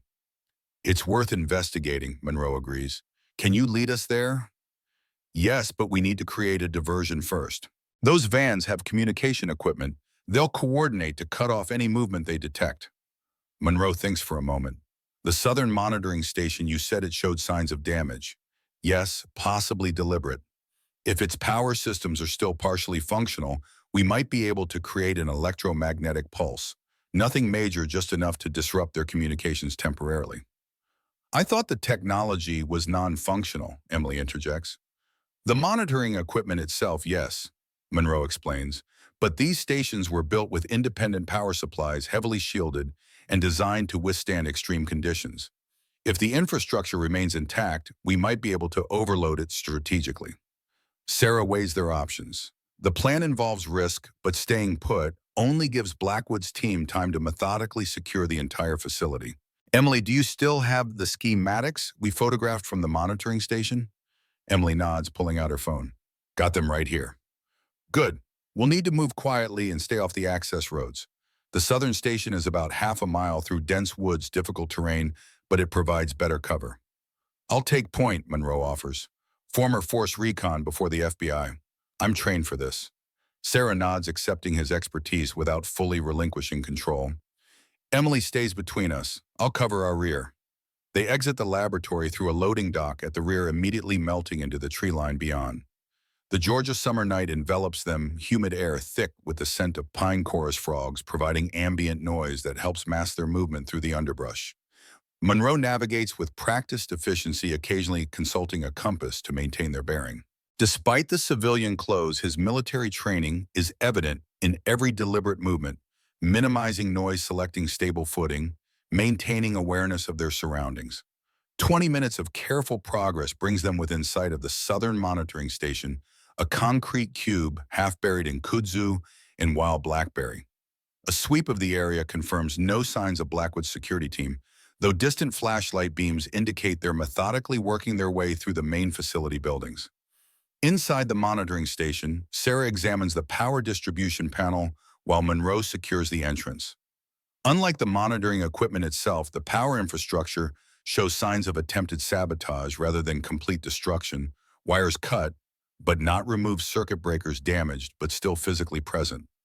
They were in a hurry, Sarah observes, disabled it without completely dismantling it. Can you get any systems operational? Monroe asks. Possibly. Sarah studies the schematics on Emily's phone, comparing them to the actual panel configuration. The backup power cells were designed to maintain monitoring capabilities during main power interruptions. If they're still viable after all these years, we might be able to create a feedback loop between the primary and secondary systems, triggering a localized power surge, Monroe concludes. Exactly, not powerful enough to cause actual damage, but sufficient to create electromagnetic interference that should temporarily disrupt communications and electronics within a quarter-mile radius. Emily watches her mother work with newfound appreciation. The academic historian has been replaced by a focused intelligence operative methodically reconnecting circuits and bypassing safety systems with the confidence of someone who received professional training. Where did you learn to do this? She asked quietly. NSA field training, Sarah replies without looking up. Electronic countermeasures were part of the curriculum. Before I became a full-time analyst, I spent 2 years on tactical support teams. After 15 minutes of careful work, Sarah steps back from the panel. That should do it. When activated, we'll have approximately 90 seconds before the system overloads and shuts down. The electromagnetic pulse will affect all electronic devices within the radius, including our phones and any weapons with electronic components. Which is why I still carry a hammer-fired sidearm, Monroe notes, patting his Sig Sauer. No electronic firing system to disrupt. Once we trigger this, we'll need to move quickly toward the bunker, Sarah continues. The disruption will be obvious to Blackwood's team. They'll know someone is actively interfering with their operation. Understood. Ready when you are. Sarah takes a deep breath, places her hand on the jury-rigged activation switch, and nods to Emily. Keep close to Agent Monroe. Don't stop for anything. With that, she throws the switch. For a moment, nothing happens. Then the ancient systems begin to hum a high-pitched whine, building as capacitors charge for the first time in decades. Lights that haven't functioned since the Carter administration flicker weakly, then grow steadily brighter. Move, Sarah urges, already heading for the exit. They emerge from the monitoring station just as the whine reaches its crescendo. A sudden electrical snap echoes across the facility grounds, followed by a peculiar sensation, like static electricity raising the hair on their arms. In the distance, vehicle headlights flicker and die. The flashlight beams, carried by Blackwood's security team, extinguish simultaneously. Taking advantage of the sudden darkness, they sprint toward the main laboratory complex, using the confusion to cover their movement.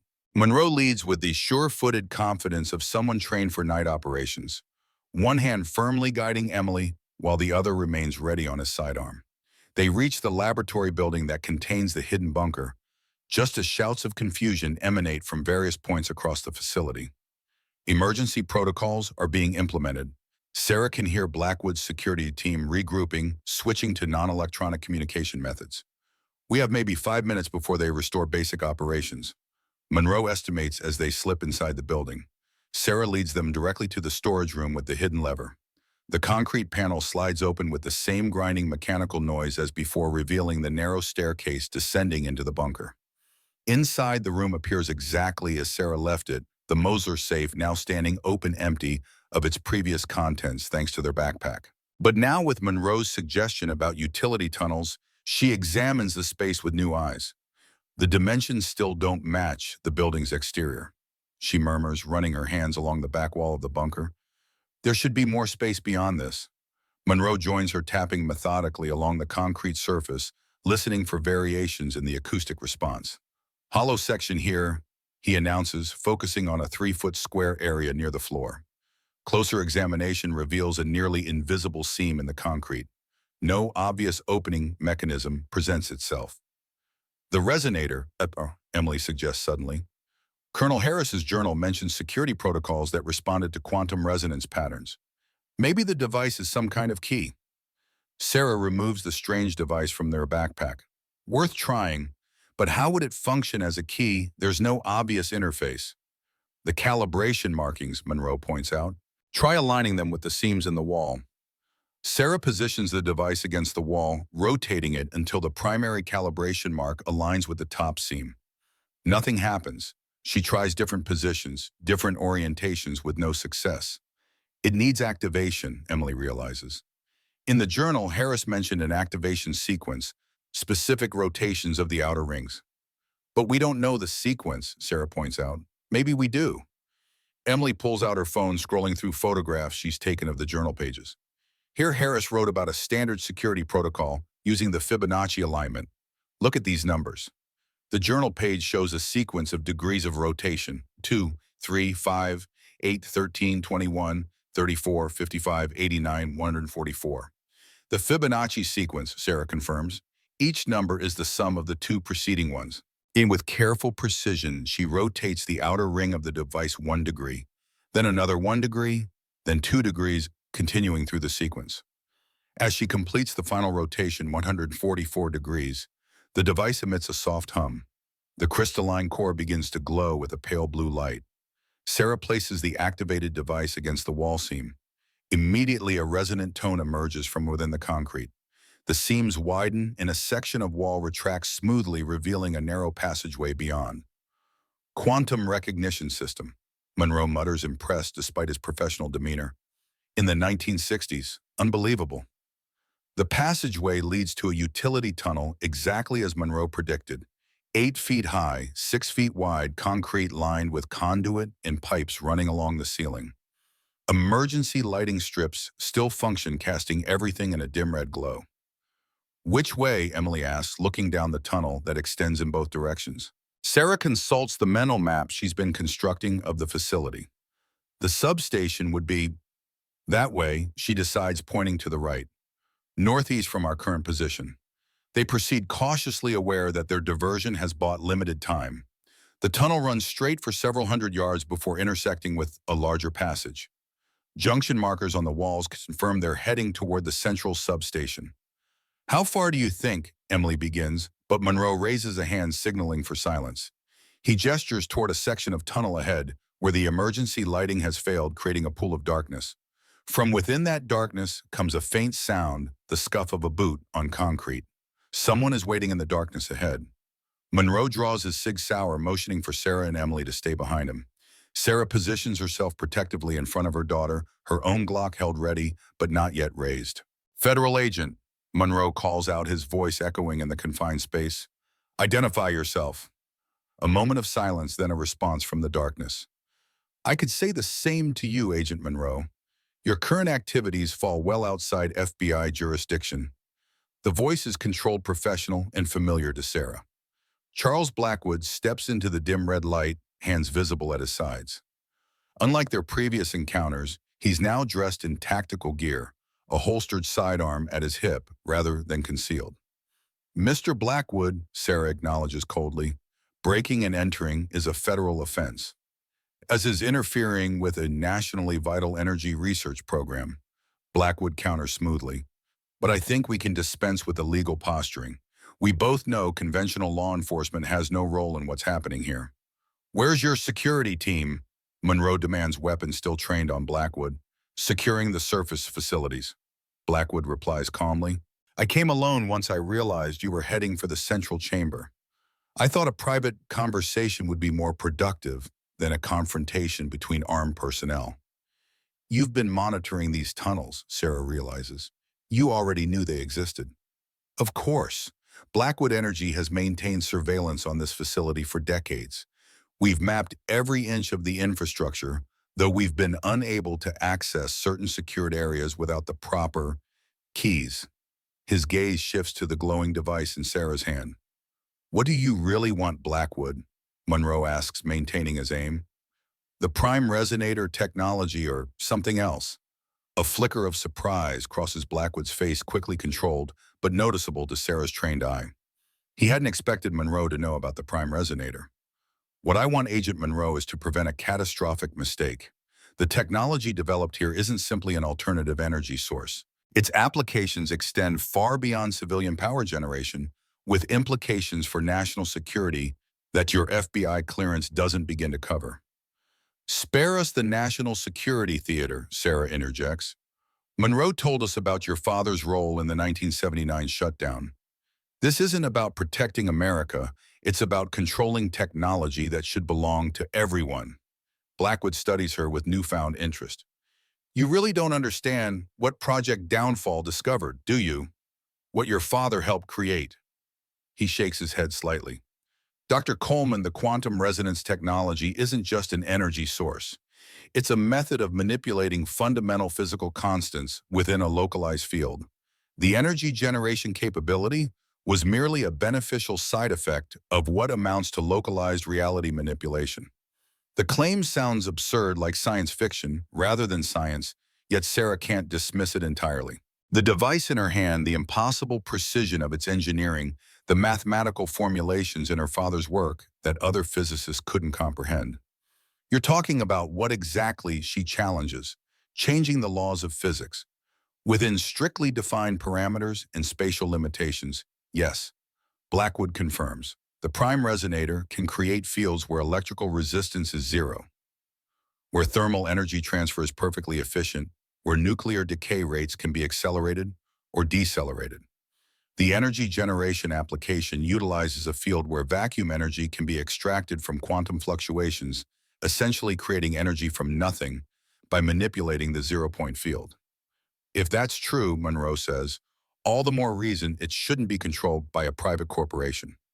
And who should control it? Blackwood counters. Politicians who change every 4 years, bureaucrats with no understanding of the scientific principles involved, the military whose first instinct will be weaponization. He shakes his head. My father understood the implications immediately. This technology requires steady, patient development over decades, not subject to election cycles or budget fluctuations. So he stole it, Sarah says flatly, and eliminated or imprisoned anyone who objected. He secured it, Blackwood corrects, and offered its creators the opportunity to continue their work under controlled conditions. Some accepted, others made different choices. Like my father. Blackwood's expression shifts subtly, something like genuine regret crossing his features. Dr. Thomas Coleman was brilliant but ideologically inflexible. He couldn't accept the necessity of controlled development. His insistence on immediate public disclosure presented an unacceptable risk. Where is he? Sarah demands, taking a step forward despite Monroe's cautioning gesture. Is he alive? That depends on your definition, Blackwood replies carefully. His consciousness remains intact and functional. His physical condition is more complicated. Before Sarah can process this cryptic response, Monroe interjects, We're wasting time. Dr. Coleman, we need to reach the central chamber before Blackwood's security team finds another way in. You're making a mistake, Agent Monroe, Blackwood warns. The prime resonator isn't what you think. It's not simply a larger version of the portable device. It's an integrated system that's been running continuously since 1965, maintaining a stability field that prevents catastrophic quantum cascades. More convenient lies. Monroe dismisses, gesturing with his weapon for Blackwood to move aside. Against the wall hands where I can see them. Blackwood complies, though his expression remains calm, almost pitying. You haven't told them and everything, have you? Agent, about your real interest in Project Downfall, about what happened to your father at 3 Mile Island. Monroe's composure slips momentarily, genuine shock registering on his face before he masters it. How do you know about that? The same way I know you're not actually FBI, Blackwood replies. You're NSA Special Collection Service, assigned to monitor suspected quantum resonance signatures globally. Your father was a nuclear engineer who died investigating anomalous readings at 3 Mile Island in 1979, readings consistent with a quantum resonance event. Sarah turns to Monroe, reevaluating everything he's told them. Is this true? Monroe's jaw tightens, but he doesn't deny the accusation. My cover identity is FBI. My actual assignment is NSA. That part is true.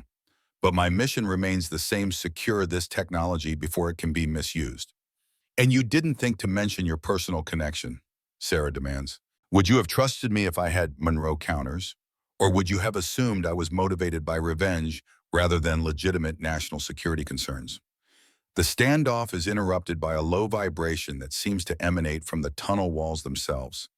A distant mechanical hum grows steadily louder, accompanied by a slight tremor in the concrete floor. They're trying to force access to the central chamber, Blackwood says urgently. Your electromagnetic pulse disrupted the stability monitoring systems. The automatic safeguards are initiating emergency protocols.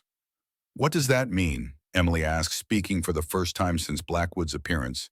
It means we're running out of time, Blackwood replies, addressing her directly. The prime resonator has been maintaining a quantum stability field for nearly 60 years. If that field collapses suddenly rather than through controlled deactivation, the results could be unpredictable. Convenient timing for a doomsday warning, Monroe says skeptically, though Sarah notices he's glancing at the vibrating walls with increasing concern. We need to reach the central chamber, Sarah decides. All of us. I want to see this prime resonator for myself and determine if either of you is telling the truth. A reasonable approach, Blackwood agrees. If I'd wanted to stop you, Dr. Coleman, I would have brought my security team into these tunnels. I came alone precisely because I believe you deserve to see the truth before making decisions that can't be undone. Monroe clearly dislikes the arrangement, but recognizes the pragmatic necessity. He stays in front where I can see him. He insists, gesturing with his weapon. Any sudden moves and I won't hesitate to fire. Understood, Blackwood says, turning to lead them deeper into the tunnel system. The central chamber is a quarter-mile ahead.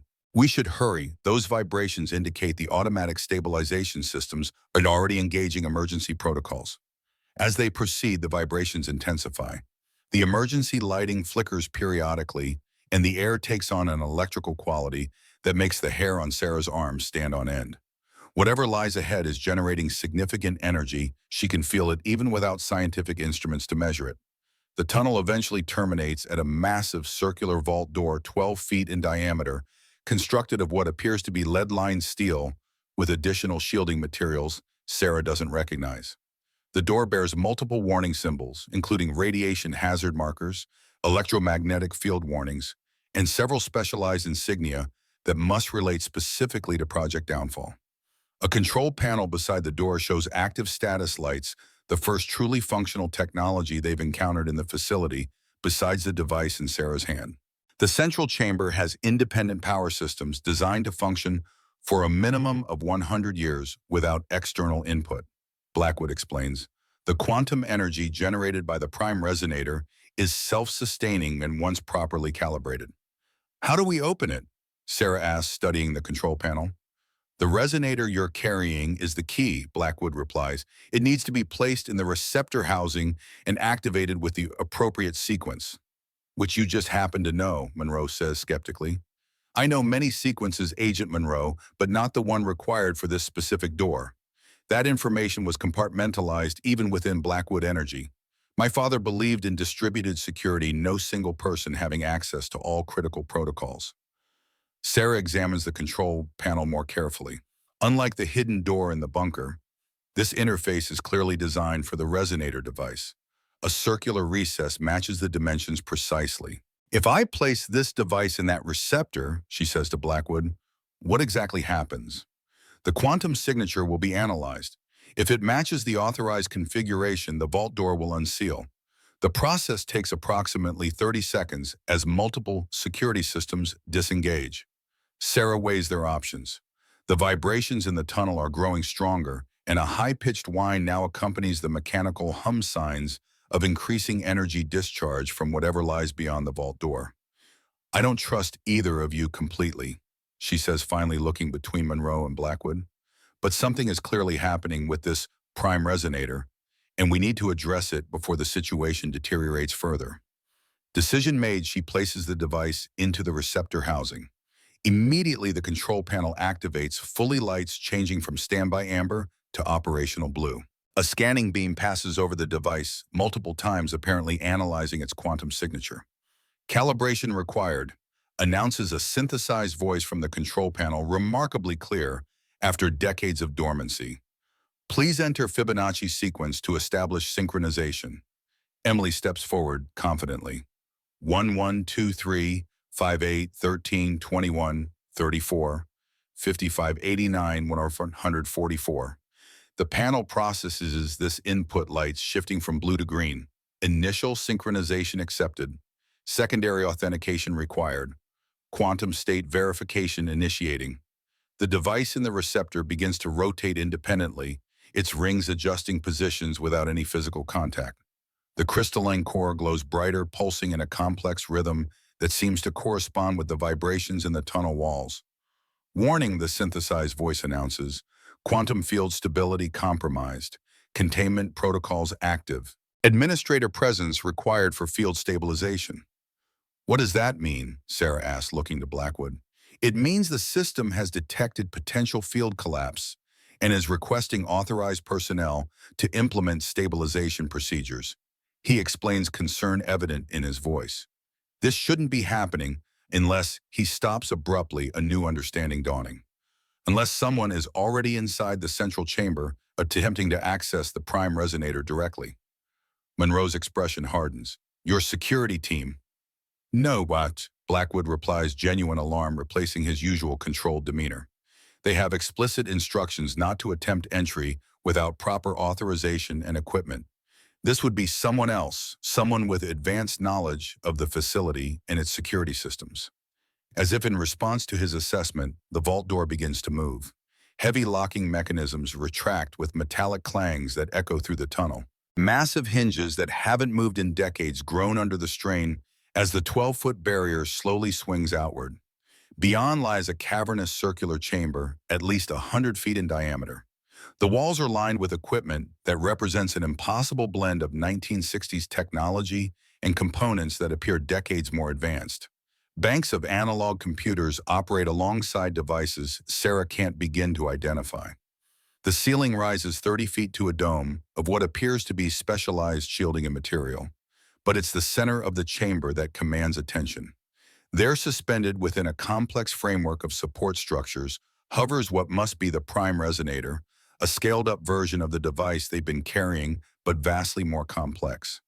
Concentric rings of various metals and composite materials orbit a central crystalline sphere, approximately 3 feet in diameter. The entire assembly pulses with blue-white energy that casts shifting shadows throughout the chamber. And standing at the control console, directly beneath this technological marvel, is a figure Sarah instantly recognizes from photographs despite the impossibility of his presence. "Dad," she whispers, shock rendering her momentarily immobile. The man at the console turns slowly. He appears to be in his 70s, the right age for Thomas Coleman today, but with an otherworldly quality to his movements. His body seems to shimmer slightly, at the edges as though not entirely solid. "Sarah," he acknowledges, his voice carrying the same subtle distortion as his appearance. "I had hoped you would find this place eventually, though I didn't anticipate you bringing such complicated company." Thomas Coleman's gaze shifts between Monroe and Blackwood, recognition and calculation evident in his expression. "Charles Blackwood, your father's son unmistakably, and you," he focuses on Monroe, "you have your father's eyes. Richard Monroe was a good man caught in a bad situation at 3 Mile Island. He didn't deserve what happened to him." Monroe's composure falters at the mention of his father. "You knew him." "I worked with him briefly," Thomas confirms. "He was investigating anomalous readings after a quantum field excursion from this facility affected the nuclear plant's monitoring systems. He was too close to the truth, so he was eliminated. Just as I would have been had I not taken precautions." Sarah steps forward, struggling to process her father's appearance. "Dad, what happened to you?" Blackwood said, "Your consciousness was intact, but your physical condition was complicated. What does that mean?" Thomas Coleman's expression softens as he looks at his daughter. "It means, my brilliant girl, that I found a third option when presented with an impossible choice. In August 1979, I was offered 2 alternatives: work for Blackwood Energy, developing weaponized applications of quantum field technology, or B, eliminated with my death disguised as a laboratory accident. So what? Faked your death another way? Sarah struggles to understand the shimmering quality of her father's appearance. Not exactly. Thomas gestures to the prime resonator hovering above them. This technology can create fields where the conventional rules of physics are locally modified. I use that capability to transfer my consciousness into a quantum state matrix, essentially uploading myself into the resonance field itself. That's not possible, Monroe objects. Not in 1979, not even now. Conventional science would agree with you, Thomas acknowledges. But Project Downfall moved beyond conventional science in 1965. What you're seeing is a quantum holographic projection generated by the prime resonator, my consciousness made visible through manipulated light and energy. You've been here all this time? Sarah asked, the implications staggering. For 44 years. Yes and no, Thomas replies. Time experiences within a quantum state matrix are, different. Subjectively, it hasn't been nearly that long for me. And I haven't been confined to this chamber. I can extend my presence anywhere the quantum field reaches, which includes all 4 monitoring stations and the research laboratories. Blackwood interjects, understanding dawning. You've been observing everything that happens on this property. Among other locations, Thomas confirms, including certain Blackwood energy facilities where portions of the prime resonator technology were reconstructed. Sarah struggles to process these revelations. Her father not dead but transformed into some kind of quantum consciousness. The technology far more advanced and stranger than even Blackwood suggested, and implications that extend beyond energy generation into realms of physics she can barely comprehend. Why reveal yourself now, she asks finally. Why not contact me before this? Because the stable quantum field I've maintained for decades is now collapsing, Thomas replies gravely. The electromagnetic pulse you generated to evade Blackwood's security team disrupted critical calibration systems. I've been implementing emergency stabilization protocols, but without proper physical interaction with the control systems, my options are limited. So what happens if the field collapses? Emily asks, finding her voice despite the overwhelming strangeness of meeting a grandfather who exists as a quantum hologram. Thomas looks at his granddaughter with evident pride despite the dire circumstances.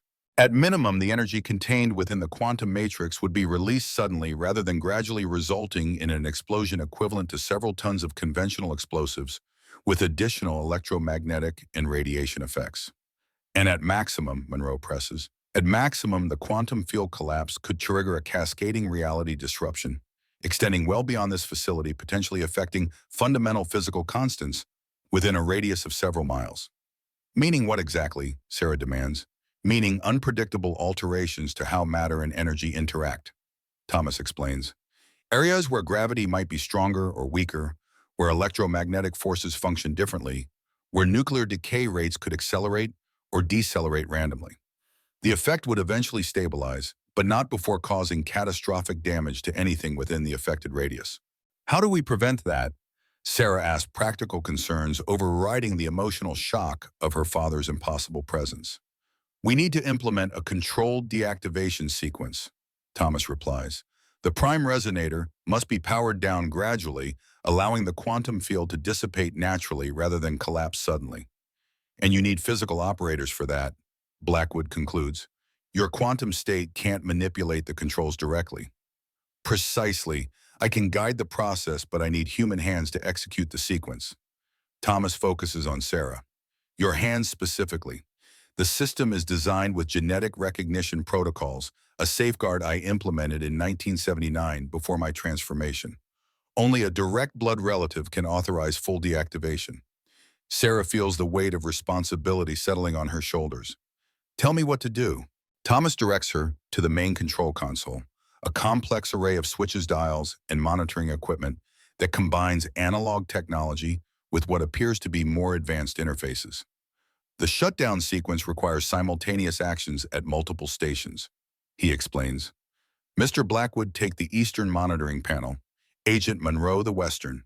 Emily, I need you at the auxiliary controls directly beneath the resonator housing.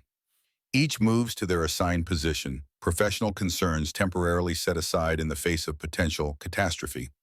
Thomas guides them through initial stabilization procedures, adjustments to power flow, field containment, parameters, resonance frequencies.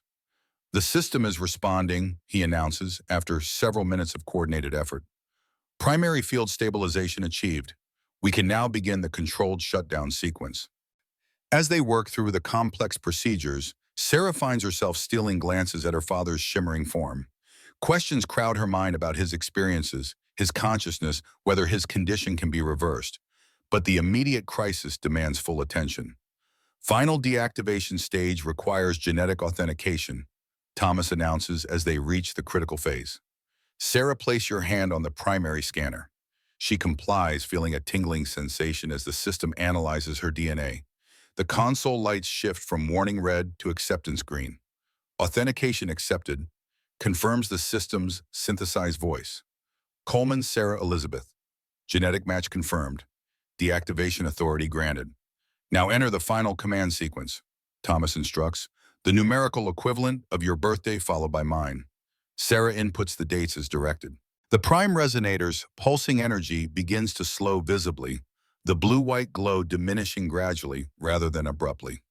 Field collapse averted, Thomas announces with evident relief. The system is powering down safely. Well done, everyone. As the immediate danger passes, the chamber's lighting shifts to standard illumination. The prime resonator continues its controlled shutdown, the concentric rings slowing their rotation until they finally come to rest. The central crystalline sphere dims to a faint inner glow, still active, but no longer generating the powerful quantum field that had been maintained for decades. What happens now? Sarah asked, turning to her father's shimmering form. To you, I mean. If the quantum field is shutting down, Thomas smiles sadly, my consciousness is tied to the field. As it dissipates, so will I, at least in this form. No, Sarah protests, the prospect of losing her father a second time overwhelming. There must be another option. A way to transfer your consciousness back to a physical form or maintain the field at a minimal level. The technology to reverse the process doesn't exist yet, Thomas explains gently, and maintaining even a minimal field would eventually lead to the same instability problems we just addressed. So you're just giving up. The accusation sounds childish even to Sarah's ears, but she can't suppress it. No, my brilliant girl, I'm completing what I started in 1979, ensuring this technology is used as it should be for the benefit of humanity rather than controlled by those who would restrict it for power or profit. His gaze shifts meaningfully to Blackwood. And how exactly is that accomplished by your dissolution? Blackwood challenges, dropping all pretense of cooperation now that the immediate crisis has passed. Because Sarah now has everything she needs to understand the true potential of quantum resonance technology, Thomas replies, including my complete research notes, which I've stored in a quantum data matrix that only she can access.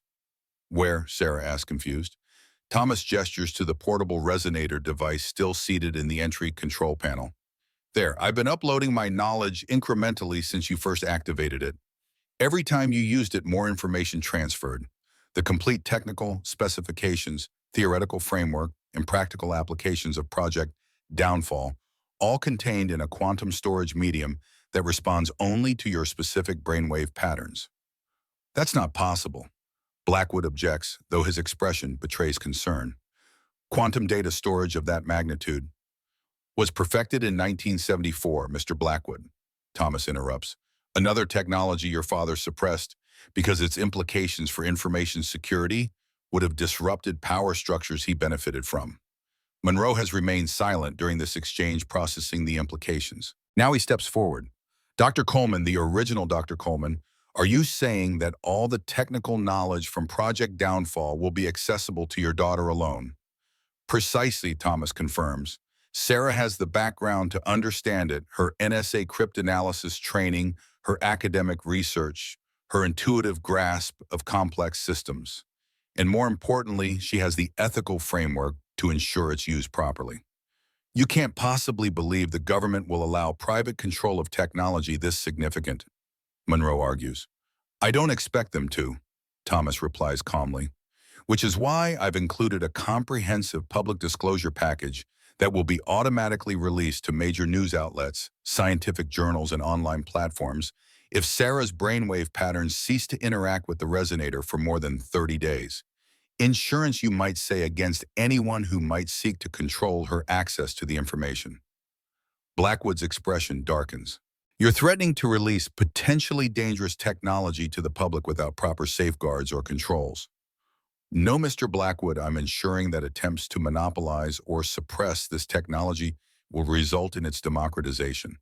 The optimal outcome remains controlled development through legitimate research institutions with appropriate oversight, exactly what your father prevented in 1979. The prime resonator continues its shutdown sequence, and with each passing minute, Thomas Coleman's holographic form becomes slightly less distinct. The quantum field that sustains his consciousness is dissipating exactly as he predicted. We don't have much time, he says to Sarah, his voice carrying a subtle echo now. There's so much I want to tell you about your mother, about your childhood, about how proud I've been watching you grow into the remarkable woman you are. Dad, Sarah begins, emotion threatening to overwhelm her scientific detachment. I don't know if I can do what you're asking. This technology, this responsibility, it's enormous. You won't be alone, Thomas assures her. The data matrix contains connections to former Project Downfall scientists who escaped Blackwood's influence colleagues who've continued the research quietly over the decades.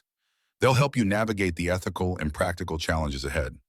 He turns to Emily, his expression softening further. And you, my brilliant granddaughter, I've watched you grow from afar. Your mind works like mine did at your age. You'll understand this technology intuitively in ways others won't. Help your mother. Trust her judgment. Emily nods, tears streaming down her face despite her efforts to maintain composure. I will, Grandpa. Thomas's form flickers noticeably now, the quantum field reaching critical dissipation thresholds. One last thing, he says urgently. The 3 Mile Island incident in 1979, it wasn't a simple case of the quantum field affecting monitoring systems, as I suggested earlier. It was a deliberate test of weaponized quantum field technology by Blackwood Energy, disguised as a nuclear plant malfunction. Monroe stiffens at this revelation. You're saying my father died because of an intentional test? Yes, William Blackwood authorized a field test of directed quantum disruption against the plant's control systems. When radiation monitoring engineers, including your father, detected anomalous readings that couldn't be explained by conventional nuclear physics, they were removed as potential security risks. Blackwood takes an involuntary step backward as Monroe turns toward him, rage replacing professional detachment. Is this true? I had no knowledge of my father's specific operations. Blackwood insists, though his confidence appears shaken. Those decisions predated my involvement with the company. Well, the evidence is in the data matrix. Thomas interjects, his form now translucent enough that the equipment behind him is visible through his body. Internal Blackwood Energy communications, technical specifications of the test parameters, surveillance of the cleanup operation. Everything Agent Monroe needs to understand what happened to his father and to hold the responsible parties accountable. The strategic brilliance of Thomas Coleman's plan becomes clear to Sarah. By providing Monroe with personal motivation to protect the data matrix, he's created an ally within the intelligence community who will have every reason to ensure her safety and access to the technology. We're reaching final shutdown. Thomas announces, his voice now distant and echoing as if coming from across a vast space. The quantum field will fully dissipate in approximately 30 seconds. Dad, Sarah begins but finds herself without adequate words for this impossible goodbye. I know, Thomas responds with a smile that contains both sadness and peace. I've always known. Remember what I taught you, knowledge belongs to humanity, not to governments or corporations.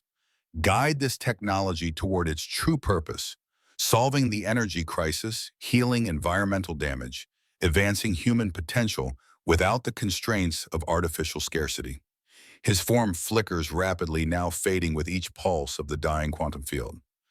I love you, Sarah. I always have, even when I couldn't be with you. And Emily, his voice grows fainter. The future belongs to your generation. Make it worthy of the sacrifices that brought us here.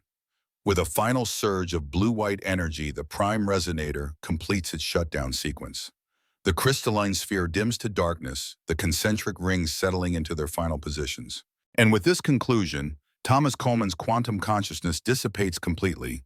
His holographic form, dissolving into particles of light that fade like stars at dawn. The central chamber falls silent except for the hum of conventional cooling systems and the soft beeping of monitoring equipment now running on standard power.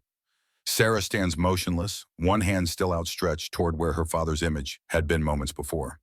The impossible reunion has ended, but the legacy of Project Downfall and the responsibility it entails has only just begun. The silence in the central chamber stretches for several seconds after Thomas Coleman's quantum consciousness dissipates. Sarah's outstretched hand slowly lowers as she processes the magnitude of what has just occurred and what her father has entrusted to her. "I'm sorry for your loss," Monroe says quietly, his voice echoing slightly in the vast chamber. Again. Sarah straightens, compartmentalizing her grief with the practiced discipline of someone trained in intelligence operations. "We need to secure this facility.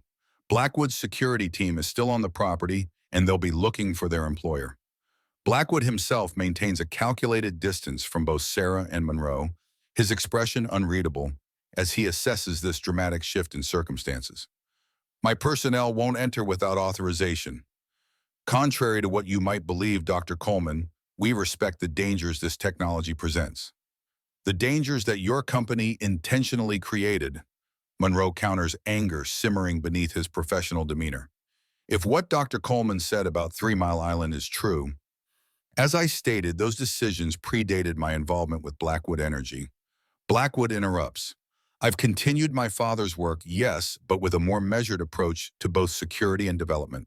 We can sort out historical accountability later." Sarah interjects, focusing on immediate concerns. "Right now, we need to secure the prime resonator and determine our next steps." Emily approaches the now dormant device, studying its intricate construction with the same analytical gaze Sarah recognizes from her father. "Is it completely deactivated or just powered down?" "Powered down to minimum maintenance levels." Blackwood answers before Sarah can respond. "The quantum field has collapsed, but the hardware remains fully functional. With proper reactivation protocols, it could be brought online again." "Which won't happen without proper oversight," Monroe states firmly. "This technology is now under federal protection." Blackwood's laugh holds no humor. "Under what authority, Agent Monroe?" "Your NSA credentials." This facility was legally purchased by Dr. Coleman. The technology it contains was developed under classified programs that officially never existed. There's no legal framework for the government to simply seize it, especially since your own presence here isn't officially sanctioned." "He's right," Sarah acknowledges reluctantly. "We're in a legal gray area. The property is mine, but the technology—" She pauses, considering the implications. "The technology belongs to humanity, according to my father. But that doesn't mean immediate public disclosure is the responsible approach." Finally, a voice of reason. Blackwood says, a hint of his usual confidence returning. "Perhaps we can discuss mutually beneficial arrangements that protect everyone's interests while allowing controlled development of the quantum resonance technology." Monroe tenses his hand, moving subtly toward his sidearm. "There's nothing to discuss. Blackwood Energy lost any claim to this technology when they used it as a weapon at 3 Mile Island and covered up the deaths of innocent people, including my father." "Agent Monroe," Sarah says sharply, "stand down. Violence won't resolve this situation." Monroe hesitates, then relents, though his posture remains alert. "So what's your proposal, Dr. Coleman?" Sarah retrieves the portable resonator device from the control panel. The device her father claimed now contains a quantum data matrix with all his research. It feels heavier, somehow invested with new significance. "First, we secure this facility properly, not with private security or covert government teams, but with legitimate, accountable protection. Second, we establish a research coalition, including academic institutions, government oversight, and yes, private sector participation, but with transparent governance and ethical frameworks." "And Blackwood's role in all this?" Monroe asks skeptically. "That depends on Mr. Blackwood," Sarah replies, turning to face the energy executive. "You have technical expertise and resources that would be valuable, but participation would require full disclosure of Blackwood Energy's previous actions regarding Project Downfall, compensation for families of affected personnel, and relinquishing any proprietary claims to the core technology." Blackwood's expression reveals nothing as he considers these terms. "Those are significant concessions." They're non-negotiable preconditions, Sarah corrects. My father embedded fail-safes that ensure this technology cannot be monopolized. You can either participate in its responsible development or watch from the sidelines as others advance it without you. A tense silence follows as Blackwood calculates his options. Finally, he offers a slight nod. I'll need to consult with our board and legal team, but your approach has merit. Blackwood Energy has evolved since my father's era. Our current focus is on practical energy applications, not Cold War power plays. Convenient repositioning, Monroe mutters, clearly unconvinced. We should move this discussion to the surface. Sarah suggests recognizing that further debate in the underground chamber will accomplish little. Emily and I need time to process everything that's happened, and all of us need to address the immediate security situation. As they prepare to exit the central chamber, Emily pauses beside the dormant prime resonator. Will we ever be able to talk to Grandpa again, if the quantum field could be re-established? Sarah places a gentle hand on her daughter's shoulder. I don't know. The science involved is beyond current understanding, except perhaps in the data he left for us. But even if his consciousness could be reconstituted, he made his choice. He completed what he set out to do 44 years ago. The ascent through the utility tunnels proceeds in thoughtful silence, each participant processing the revelations and shifts in power dynamics. When they finally emerge into the Georgia night, they find the facility grounds eerily quiet. Blackwood's security personnel have withdrawn to the perimeter, maintaining watchful positions, but no longer actively searching the property. They're awaiting instructions, Blackwood explains, noting Sarah's assessment of their deployment. I can have them stand down completely if that would build confidence in our discussion. Do it, Sarah agrees, and I want them off my property by morning. Blackwood nods, stepping away to communicate with his team lead via radio. Monroe uses the opportunity to speak privately with Sarah. You can't seriously be considering bringing Blackwood into any research coalition, he says in a low voice. His company has blood on its hands. I'm considering all options that advance my father's vision while minimizing potential conflict, Sarah replies. But don't mistake pragmatism for naivety, Agent Monroe. I have no intention of giving Blackwood unfettered access to anything. Monroe studies her with newfound respect. Your NSA training shows you understand the long game. Speaking of which, Sarah continues, we need to address your actual authorization status. If you're operating without official sanction, that creates vulnerability for everything we're trying to establish here.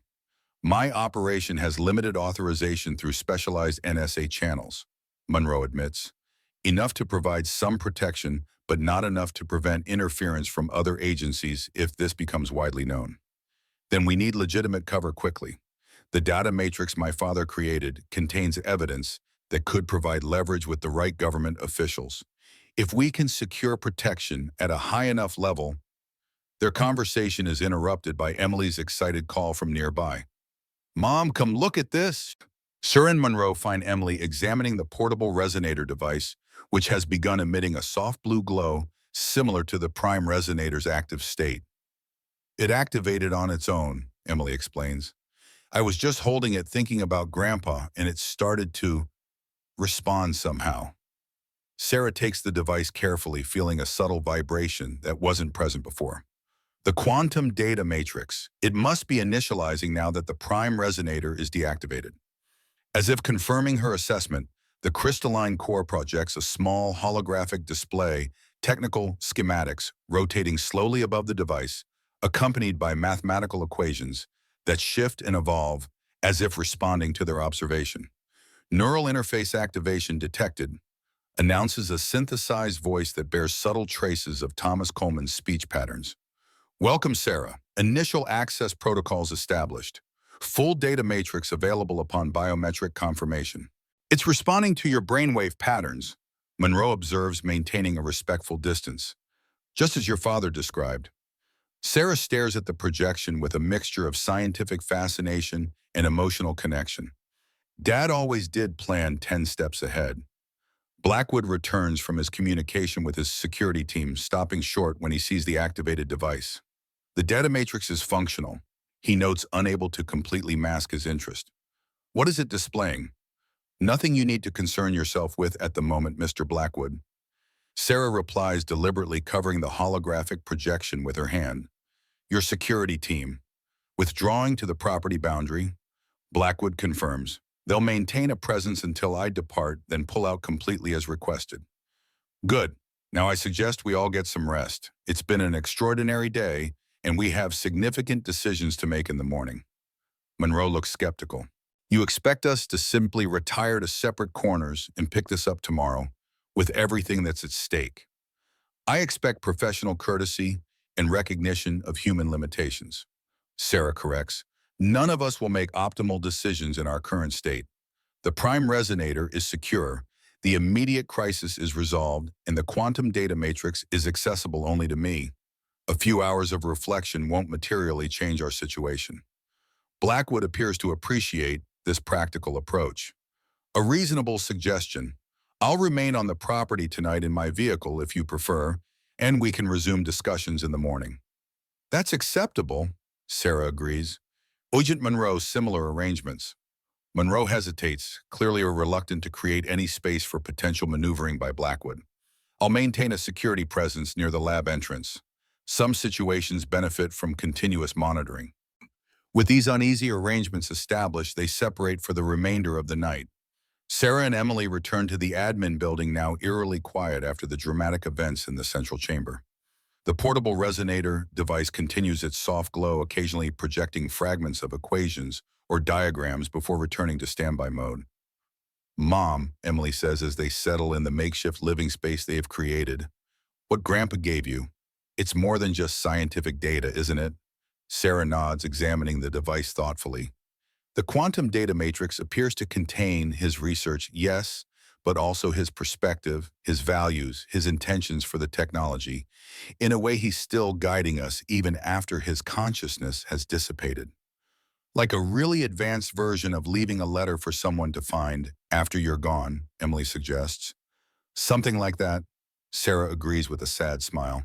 Though considerably more interactive than your typical posthumous letter.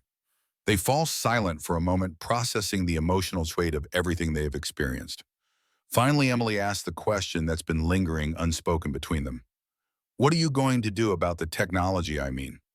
Sarah considers the question carefully. Honor your grandfather's vision while being realistic about the world we live in. This technology could transform global energy production, eliminate carbon emissions, potentially even address climate change. But introducing it too quickly could destabilize economies and power structures, creating more problems than it solves. So a middle path, Emily concludes. Not full disclosure, but not complete secrecy either. Exactly. Controlled development through legitimate institutions with proper oversight and ethical guidelines. Sarah's expression turns more determined. But first, we need to establish enough leverage to prevent either Blackwood or overzealous government agencies from trying to control it completely. The device pulses as if responding to her stated intention. New holographic projections appear, documents, communications records, financial transactions spanning decades.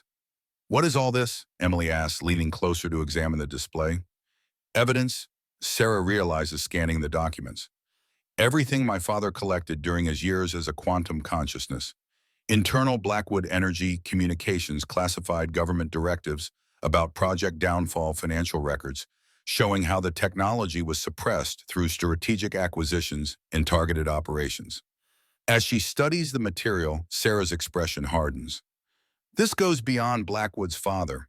There was a coordinated effort involving multiple corporations and government officials, a deliberate decision to prevent this technology from reaching the public despite its potential benefits. The implications are staggering: decades of suppressed innovation, environmental damage that could have been prevented, geopolitical conflicts over energy resources that might never have occurred.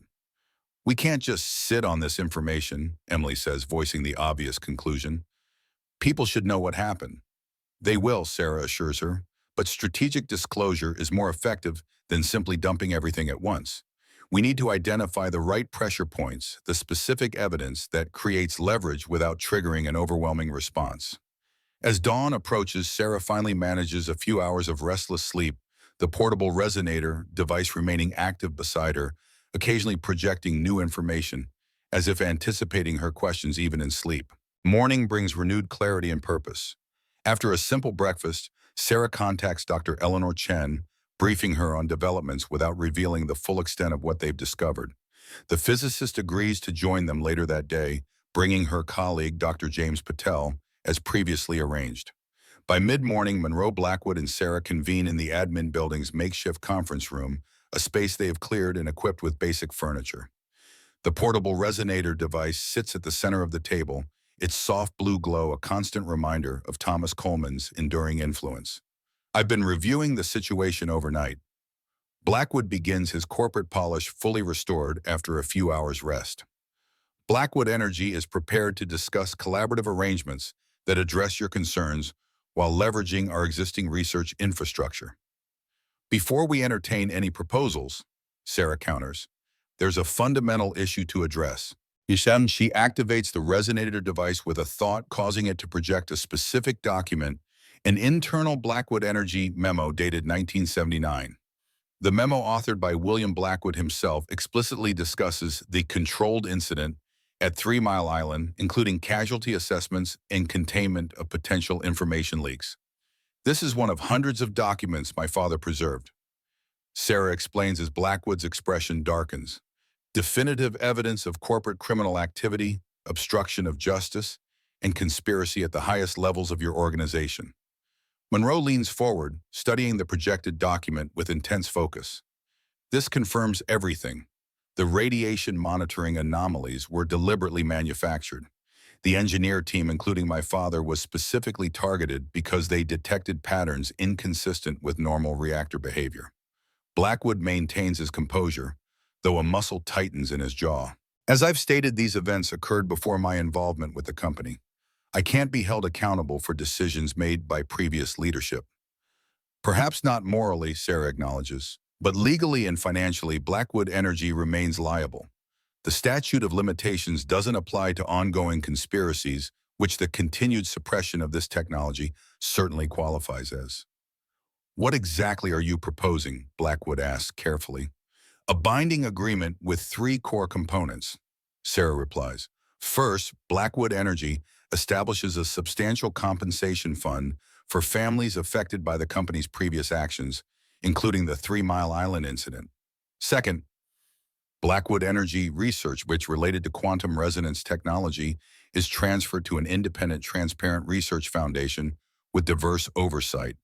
Third, you personally provide testimony against those still living who participated in the original conspiracy. You're asking me to dismantle my family's company and legacy, Blackwood objects. I'm offering you the opportunity to transform that legacy from exploitation and suppression to responsible innovation. Sarah corrects. The alternative is federal prosecution and public disclosure of all documents in the quantum data matrix. Monroe watches this exchange with cautious approval. The NSA would support such an arrangement provided we maintain appropriate national security protocols around the core technology. And what does the NSA receive in this arrangement? Blackwood challenges, shifting his focus to Monroe. Exclusive government control, oversight not control. Monroe clarifies. My division's mandate is to monitor potentially destabilizing technologies and ensure they're not weaponized either by hostile foreign powers or by domestic entities operating outside proper authorization. Like Blackwood Energy at 3 Mile Island, Sarah adds pointedly. Blackwood falls silent, weighing his increasingly limited options. Finally, he asks, and if I agree to these terms, what's my role going forward? You transition from owner to contributor, Sarah explains. Your technical expertise remains valuable, particularly in scaling energy applications of the technology, but you operate within an ethical framework established by the Foundation with genuine accountability. Before Blackwood can respond, the conversation is interrupted by the sound of approaching vehicles, multiple heavy transports based on the engine noise. Monroe moves to the window, his professional alertness instantly restored. Military transport vehicles, at least 4, and they're not standard Army, these are Department of Energy security forces. How would they even know about this facility? Sarah asks, joining him at the window. Someone talked, Monroe concludes grimly, and given the timing, his gaze shifts meaningfully to Blackwood. This wasn't me, Blackwood insists, though his surprise appears genuine. A DOE intervention compromises my position as much as yours. The lead vehicle stops at the property entrance, and a man in a dark suit emerges accompanied by security personnel in tactical gear. Even from a distance, Sarah recognizes the unmistakable bearing of senior government leadership. Director Williams, Monroe identifies the man. DOE Office of Secure Transportation. They handle movement of nuclear materials and classified technology. How do you want to play this? Sarah asks, assessing their options. Carefully, Monroe advises. Williams operates with significant autonomy and takes his mandate very seriously. If he believes this technology represents a security risk, he won't hesitate to implement containment protocols regardless of property rights or due process. Then perhaps we should address his concerns directly. Sarah decides, already moving toward the door. Before this escalates unnecessarily. Outside, Director Williams approaches with the measured confidence of someone accustomed to authority. His security team maintains professional distance, weapons visible, but not raised, a deliberate demonstration of capability rather than immediate threat. Dr. Sarah Coleman, Williams calls as he nears the admin building. I'm Director Marcus Williams, Department of Energy. We need to discuss the technology you've uncovered on this property. Sarah steps forward to meet him, maintaining calm professionalism despite the implied threat of his armed escort. Director Williams, this is an unexpected visit to private property. May I ask how the DOE became aware of our activities here? Williams' expression remains neutral. We monitor unusual energy signatures nationwide, Dr. Coleman. The quantum field fluctuations from this facility registered on our detection grid yesterday, the first such readings since 1979. Given this property's history that triggered automatic notification protocols. Monroe joins Sarah, his NSA credentials displayed. Director, I'm already engaged in assessment and containment of any potential security concerns. This situation is under control. Williams regards Monroe with professional recognition, but limited deference. Agent Monroe, the NSA's interest is noted, but quantum resonance technology falls squarely within DOE jurisdiction, particularly when it involves former DARPA research with potential weapons applications. There are no weapons here, Director, Sarah states firmly, only clean energy technology that was deliberately suppressed for decades. That determination requires proper assessment by authorized personnel. Williams counters, my team is prepared to secure the facility and all related technology until such assessment is completed. The confrontation balances on a knife's edge. Williams has the manpower and legal authority to seize the facility by force if necessary, while Sarah and Monroe possess information that could fundamentally alter the situation. Sarah makes a swift decision, activating the portable resonator device she's brought with her.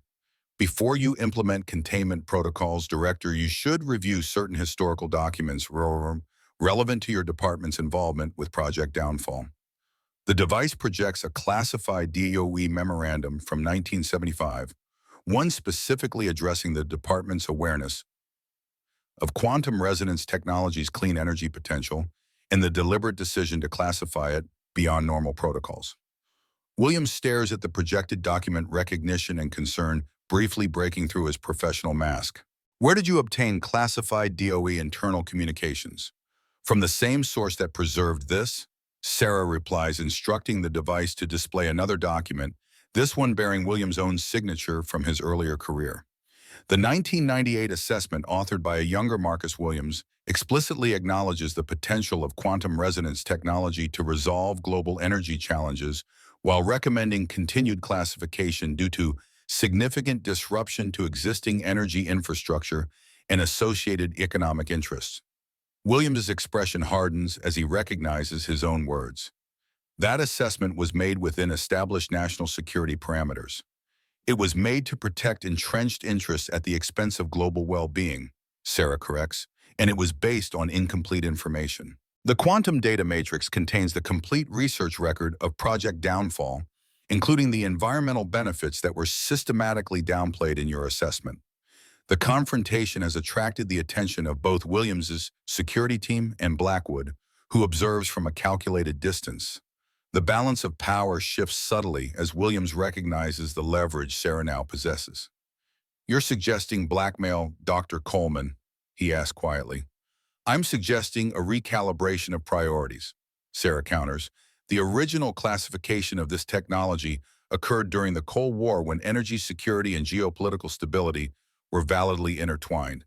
Those conditions no longer apply. Climate change represents a greater threat to national security than energy market disruption. Williams considers this decades of government service reflected in his measured response. Even accepting that premise, uncontrolled release of this technology would create unprecedented economic and political upheaval. Which is why I'm not proposing uncontrolled release, Sarah explains. I'm proposing a managed transition through a properly overseen research foundation with government participation, including the DOE. Monroe seizes this opening to advance the compromise position. Director, the NSA's assessment aligns with Dr. Coleman's approach. Controlled development within established security parameters offers the optimal balance between technological advancement and stability maintenance. Williams studies both of them carefully, weighing decades of institutional caution against the evidence before him. You're asking me to countermand standing classification directives based on your personal assurance that this technology can be responsibly managed. I'm asking you to recognize reality, Sarah says simply. This technology will emerge regardless of containment efforts.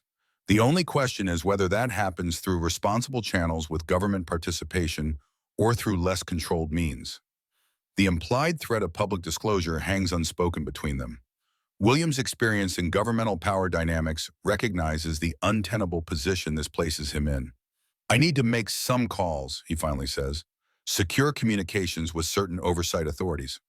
Of course, Sarah agrees.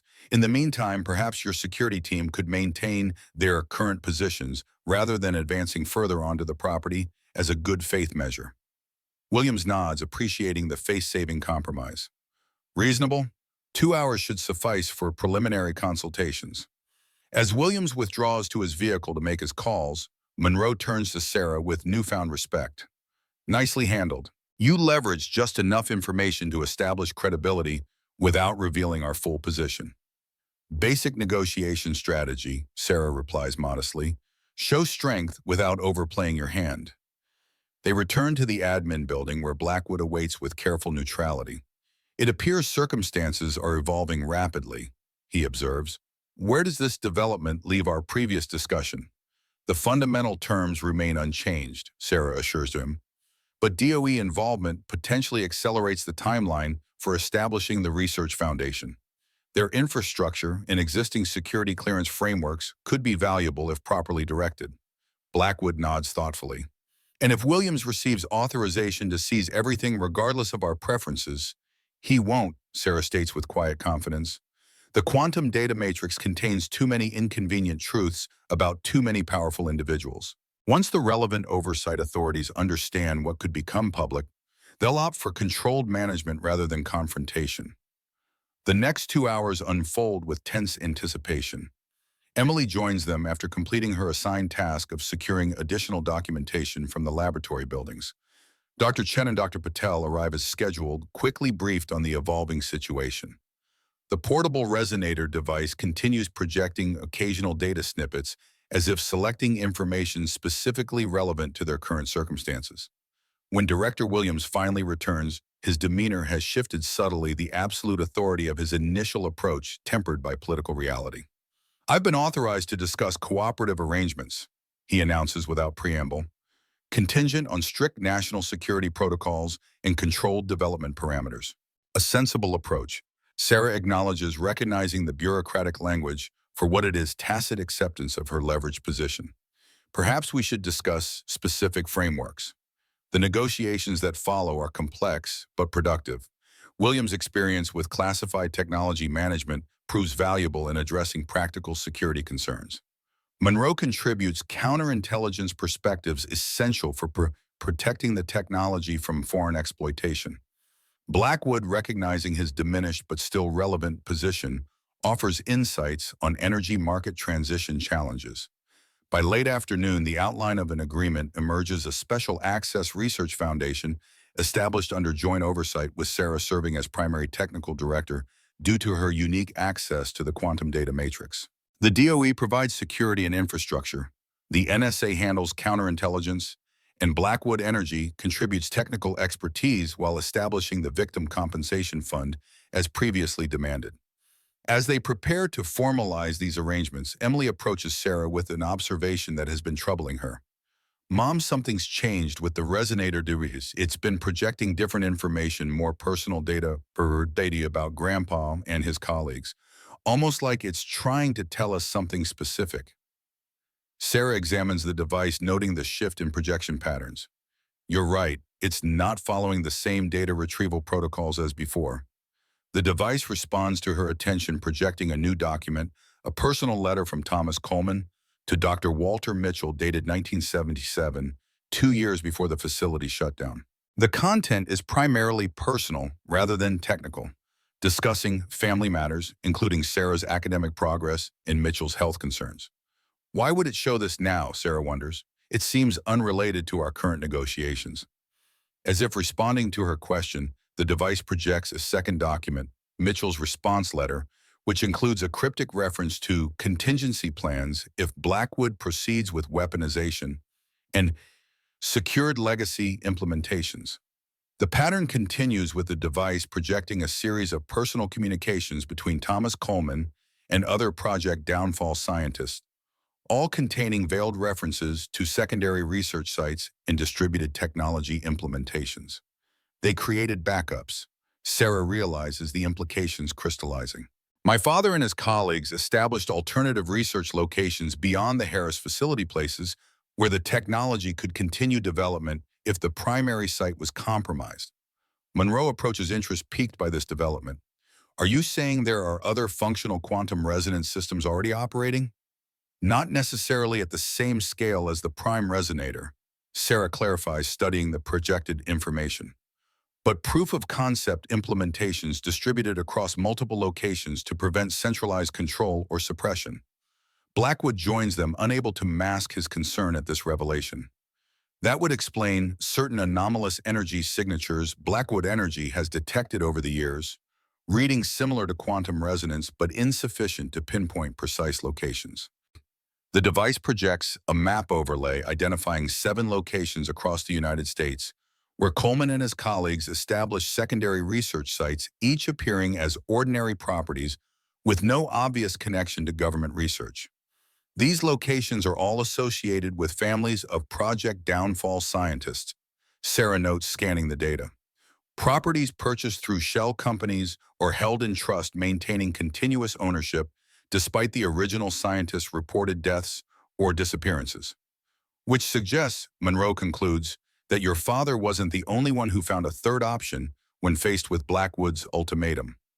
Other scientists may have implemented similar protective measures, perhaps not full consciousness transfer, but at least secure preservation of their research.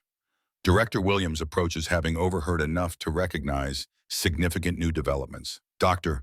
Coleman, if there are additional quantum resonance implementations operating without proper oversight, that represents a potential security concern that must be addressed in our agreement.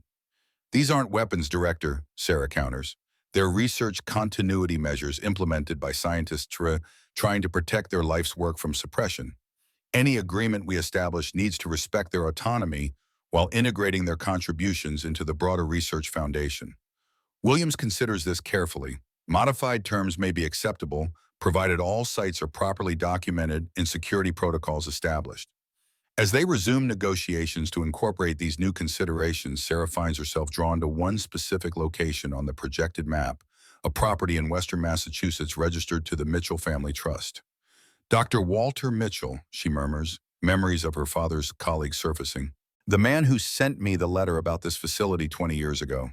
The resonator device responds to her focus, projecting detailed information about the Massachusetts property, including energy signature analyses indicating active quantum resonance technology as recently as 2022.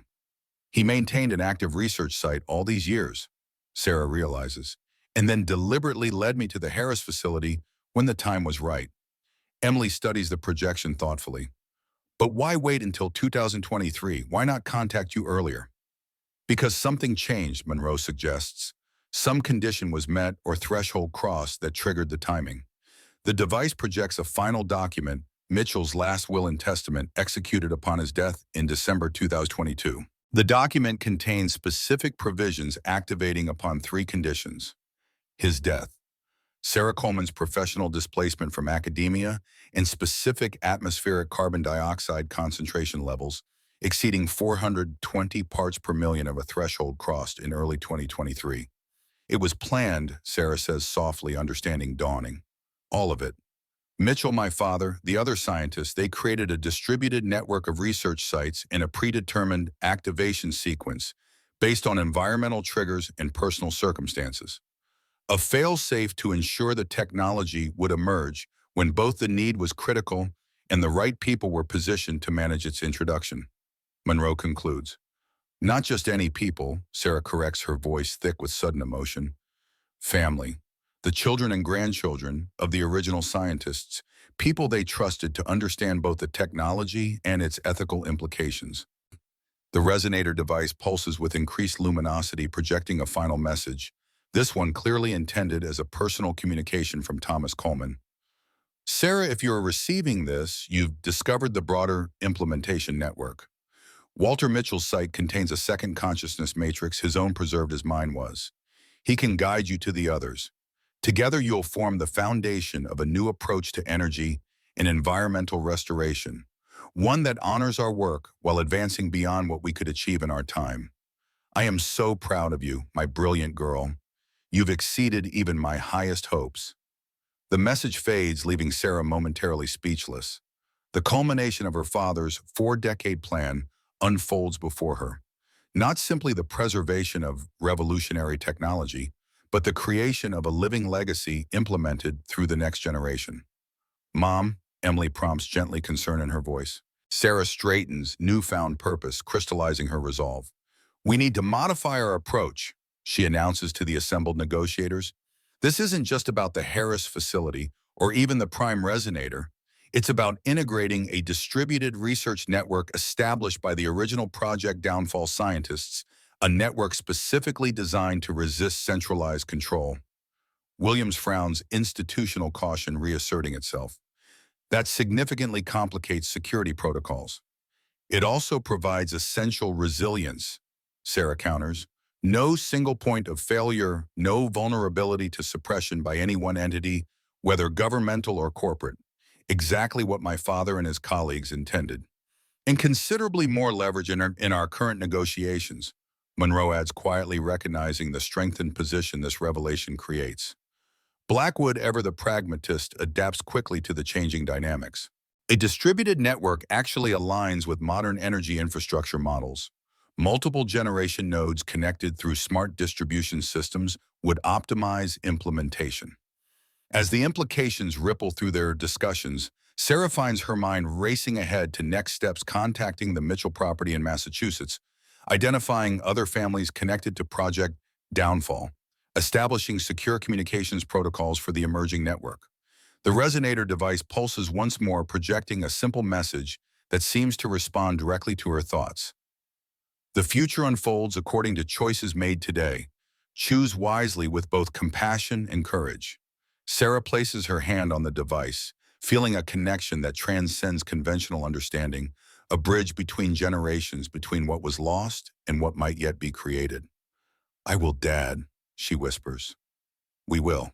The Georgia sunset bathes the Harris facility in golden light as negotiations continue into the evening. The future of quantum resonance technology taking shape through careful compromise and principled determination. The journey that began with an auction purchase has transformed into something far more significant, the fulfillment of a legacy decades in the making, and the beginning of a new chapter in human energy potential. Beyond the immediate concerns of technology and oversight, Sarah finds herself contemplating her father's most profound achievement, not the quantum resonance breakthrough itself, but the ethical framework he embedded within it, a framework that recognized human frailty and institutional corruption yet still created space for human redemption and progress. In that sunset moment, as Emily stands beside her, looking toward the facility that has become their unexpected home, Sarah realizes that her father's greatest gift wasn't scientific knowledge or even revolutionary technology. It was hope, practical, actionable hope for a better future implemented through the unbreakable bonds of family and the enduring power of principled conviction. The quantum resonator glows softly in her hands, illuminating the path forward. 6 months have passed since the events at the Harris facility. The Georgia winter has given way to early spring dogwoods and azaleas blooming across the now transformed property. What was once an abandoned Cold War relic has become the headquarters of the Quantum Resonance Research Foundation, a name deliberately chosen to honor the scientific achievement while avoiding the military connotations of Project Downfall. The prime resonator remains dormant, its massive infrastructure preserved for historical documentation and controlled research rather than active operation. Smaller, more efficient quantum resonance systems have been developed using the data matrix. Thomas Coleman preserved systems with targeted applications in clean energy, generation, environmental restoration, and medical technology. Progress has been deliberate rather than revolutionary. The Foundation, under Sarah's technical direction, has chosen a measured approach to introducing quantum resonance technology, beginning with specialized applications in critical infrastructure and disaster relief rather than immediate consumer availability. The transition must be managed to prevent economic disruption while still addressing urgent climate and energy challenges. Not everyone has embraced this cautious implementation. Environmental activists demand immediate worldwide deployment. Energy companies lobby for restricted access and extended timelines. Military strategists from various nations seek weaponization potential despite explicit safeguards against such applications.